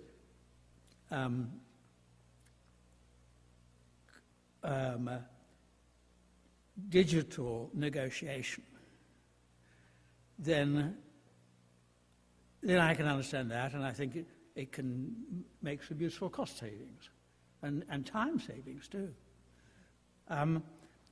Now, mediation, I'm not sure that I can really see blockchain adding much to the mediation process unless one's talking about efficiency and getting the parties to do more of it online, to organize it online, and all that. Arbitration, I don't see that arbitration and blockchain have much common ground. I may be wrong, maybe there is, but let's face it, in arbitration, international arbitration particularly, what we're talking about there is a big element of it is always fact-finding. Now that, in the Anglo-American type of proceeding, that involves cross-examination of witnesses, assessing the value of the evidence that has been presented. Now, I don't see that, I may be quite wrong, but I don't see that, I'm perfectly prepared to be proved wrong, but I don't see that blockchain has got much to do with assessing evidence. And somebody in the last panel, and I did like it, said that the human element is and will inevitably remain an essential element of dispute resolution. And I've forgotten who that was, or whether he or she is still here. I think it was the lady on the end, actually. Adriana? Yeah. Is she still there? No, Adriana, I think, just left. But now, I don't see that his excellent digital ideas have got much to contribute to that. I mean, there are some organizational things that can be contributed. And I would like to see that. I'd like to see more evidence presented to international tribunals in digital form. And particularly, I think that is useful. Now, traveling on airplanes and buying hotels are so expensive. And you know, we're all trying to save the client's money, aren't we? We should be. Now, I don't know about American lawyers, but you never know. I think they should be sympathetic to the idea that you know, one of the reasons for not going to court is the absence of the endless appellate process, and which adds to the cost and the time taken in resolving disputes. But why don't we bring it to the audience and try to be convinced otherwise? Yes, yeah, I agree. I've said too much already. And so, I think you have the opportunity now to reply. You know? Who has the microphone? I think I do. I have one too. Volker's got one. I've said more than enough, particularly as it's lunchtime. Thank you, Professor Hunter. I think that there is the entire premise of our platform is not to change the lawyering that is done. I mean, again, to what you were speaking towards, to eliminate the human element in any way. It is actually intended to enhance the ability for these attorneys to provide better bespoke legal work by providing them with more information quickly and making sure that the time they do use that clients are paying for is for bespoke legal work, as opposed to managing everything and making sure they have. It is a case management system, surely, but the other important factors of a blockchain technology. Mediation has often got nothing to do with lawyers. Mediators are the worst mediators are judges, because they sit there, they've retired judges, they've been there for their whole careers, and they come to dispute resolution with decision making in their pockets. That's what they're for. Well, and rather than replacing the human factor, which what has been said here before, it's about cost efficiency, you know, Yes. and also maybe the manner the procedures are taking place. Do we have any other comments from? Well, I don't think he's quite finished, actually. No. Yeah, I just want to, everyone has heard enough from me. I just want to conclude with, you know, we are trying to enhance the experience, bring it back to, as you were talking about on Tuesday, a point that it should be, you know, a good experience for all the parties involved. Thank you. I'd love to sit next to you at a lunch one day, but we've got plenty of time. We have another question there. Yes, please. Yeah. Hello. I have a question to Professor Paulson and to Alexander based on Professor Hunter's speech. And that is, have you seen any discussion regarding ADR and the enforcement of arbitral awards in the form of, under which we would have an arbitral award in the form of a smart contract, which would be automatically triggered, so the parties wouldn't have to seek enforcement to have the award executed? I just want to point out that I'm so proud because I'm here with my two visiting professors who are teaching in our arbitration program in Miami, my former student from the arbitration program, and Carolina is also one of my former students. And it was an excellent question. Now, you had to disclose that you took the course in the New York Convention and you are an expert. And to answer your question, I've never seen it, that an award is a smart contract that can automatically be enforced. It would mean that Albert Jan's 40 years of the New York Convention have become redundant, and my 15 years of work, I can throw it away, including my book that I published last year, so I wouldn't be too keen on that for reasons of self-interest. However, what happened last week, and I agree, is that, like 10 years ago, we proposed a replacement of the New York Convention. Pete Saunders told us, yes, 10 years ago, that we had lost our minds because there are 157 states to the New York Convention, 2,000 decisions. It's being applied by courts around the world. Why would we ever replace that treaty? And it will not be possible because it has to go through the United Nations. And I acknowledge that reality, yet we see so many problems around the world with enforcement, because at the end of the day, it's at the mercy of national courts in 157 states.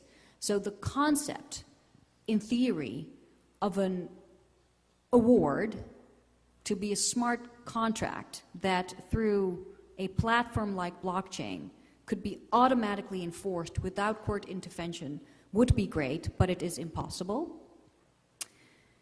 Because with enforcement of an award in other countries, courts need to do two things, and that's the premise of the New York Convention. One is to protect the public policy of their country, fundamental principles of morality and justice, and that only human beings, namely judges, can do. And second, when looking at an enforcement of an award, these judges need to make sure that the rights of the respondents are protected, such as due process, or even looking into whether there was an arbitration agreement. I don't see how something virtual or a robot or something in the ether could replace the treaty or those judges around the world, just like I don't see how something in the cyberspace can replace an arbitrator. But I do think that we need to facilitate the process with everything technical that is available. And I do think that we need to find a way, through what Jill pointed out, communication, to establish communication lines between judges around the world so that we have a uniform application of the New York Convention.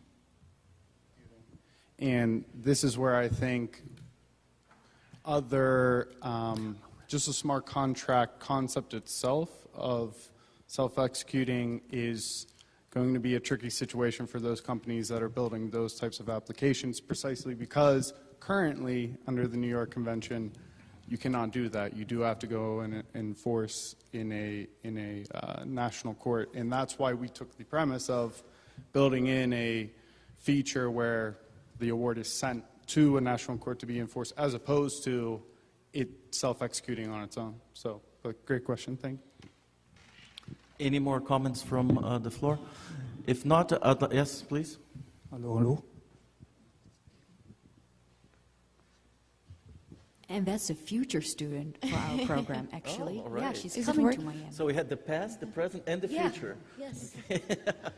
Yeah, we are all fascinated by Professor Martucci, so it's not a surprise that everyone is probably interested in having the opportunity to study with her.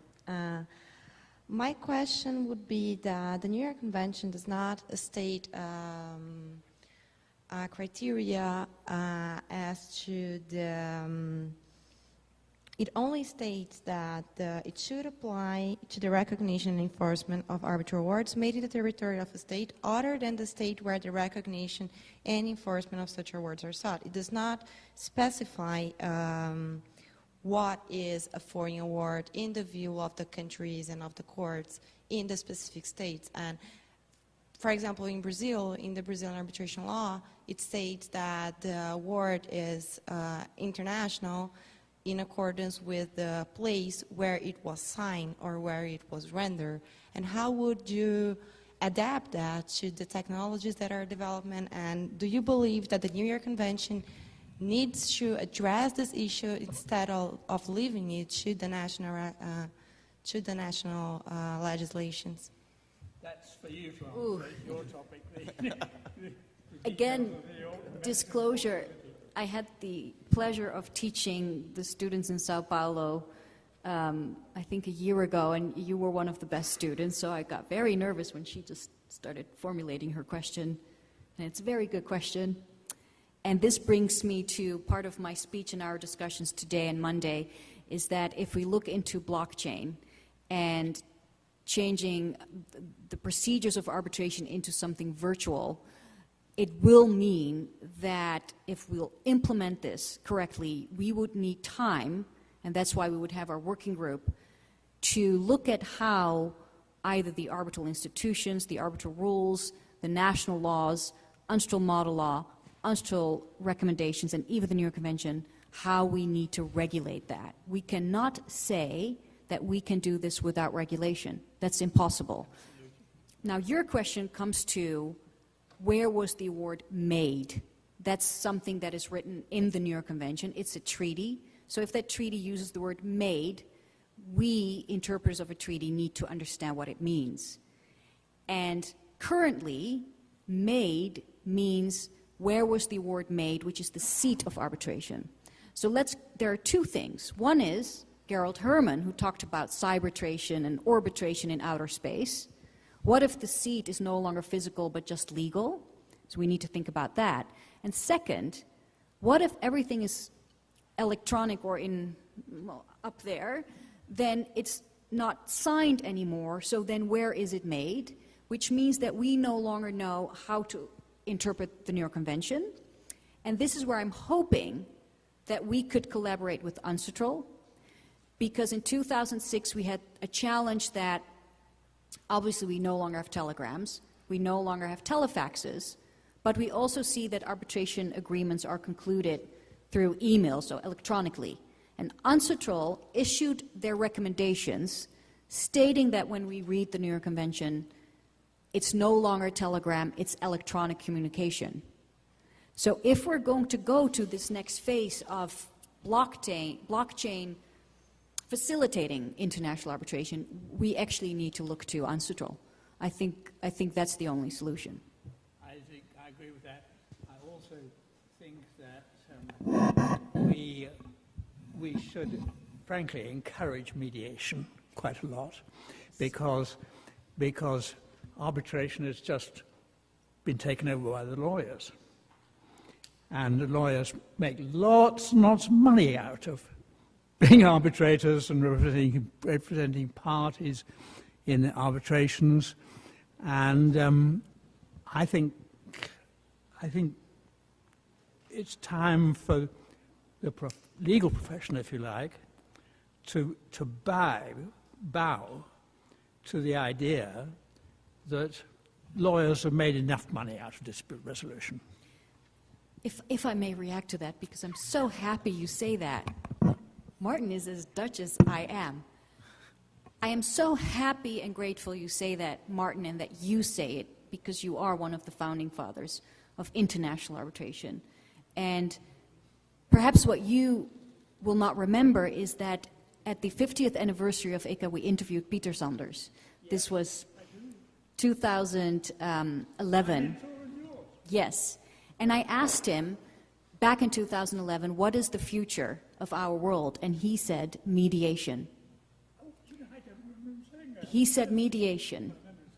And what Alexis Mourre referred to this morning, the criticism on ISDS, investor-state dispute resolution, what happened last week, and everybody in our community worldwide is talking about this, is the recent decision in the Achmea case of the European Court of Justice, basically trying to put an end to arbitration on the basis of intra-EU BITs. This is an incredible blow to our world.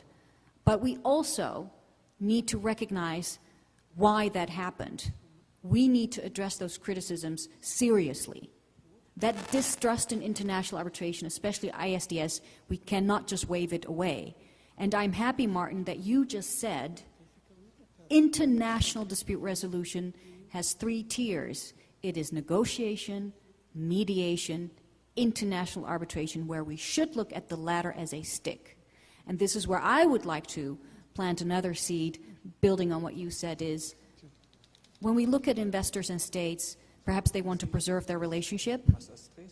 Wasn't the idea of international arbitration peaceful commerce? So let's think about commercial diplomacy as an addition to what we already have.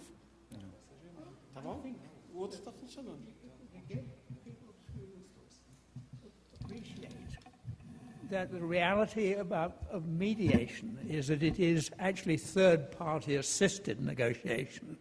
It's the mediator trying to bring the parties together to reach a solution to their problem. And if we could get them to think of it like that, then, I mean, some disputes will always require somebody, a person or a tribunal, to make a decision. But I don't think it's a very high percentage.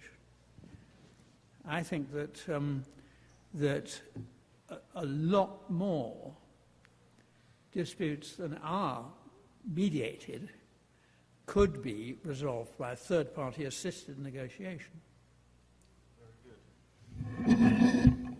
Having to close this session is heartbreaking, but I'd like to thank everyone who's been here since early this morning. We had, for organizing this in such a short period of time. I think we actually did it like very short period of time. We had 257 people here today, which is, very, very good. And other hundreds of people who are watching us over the digital USB TV.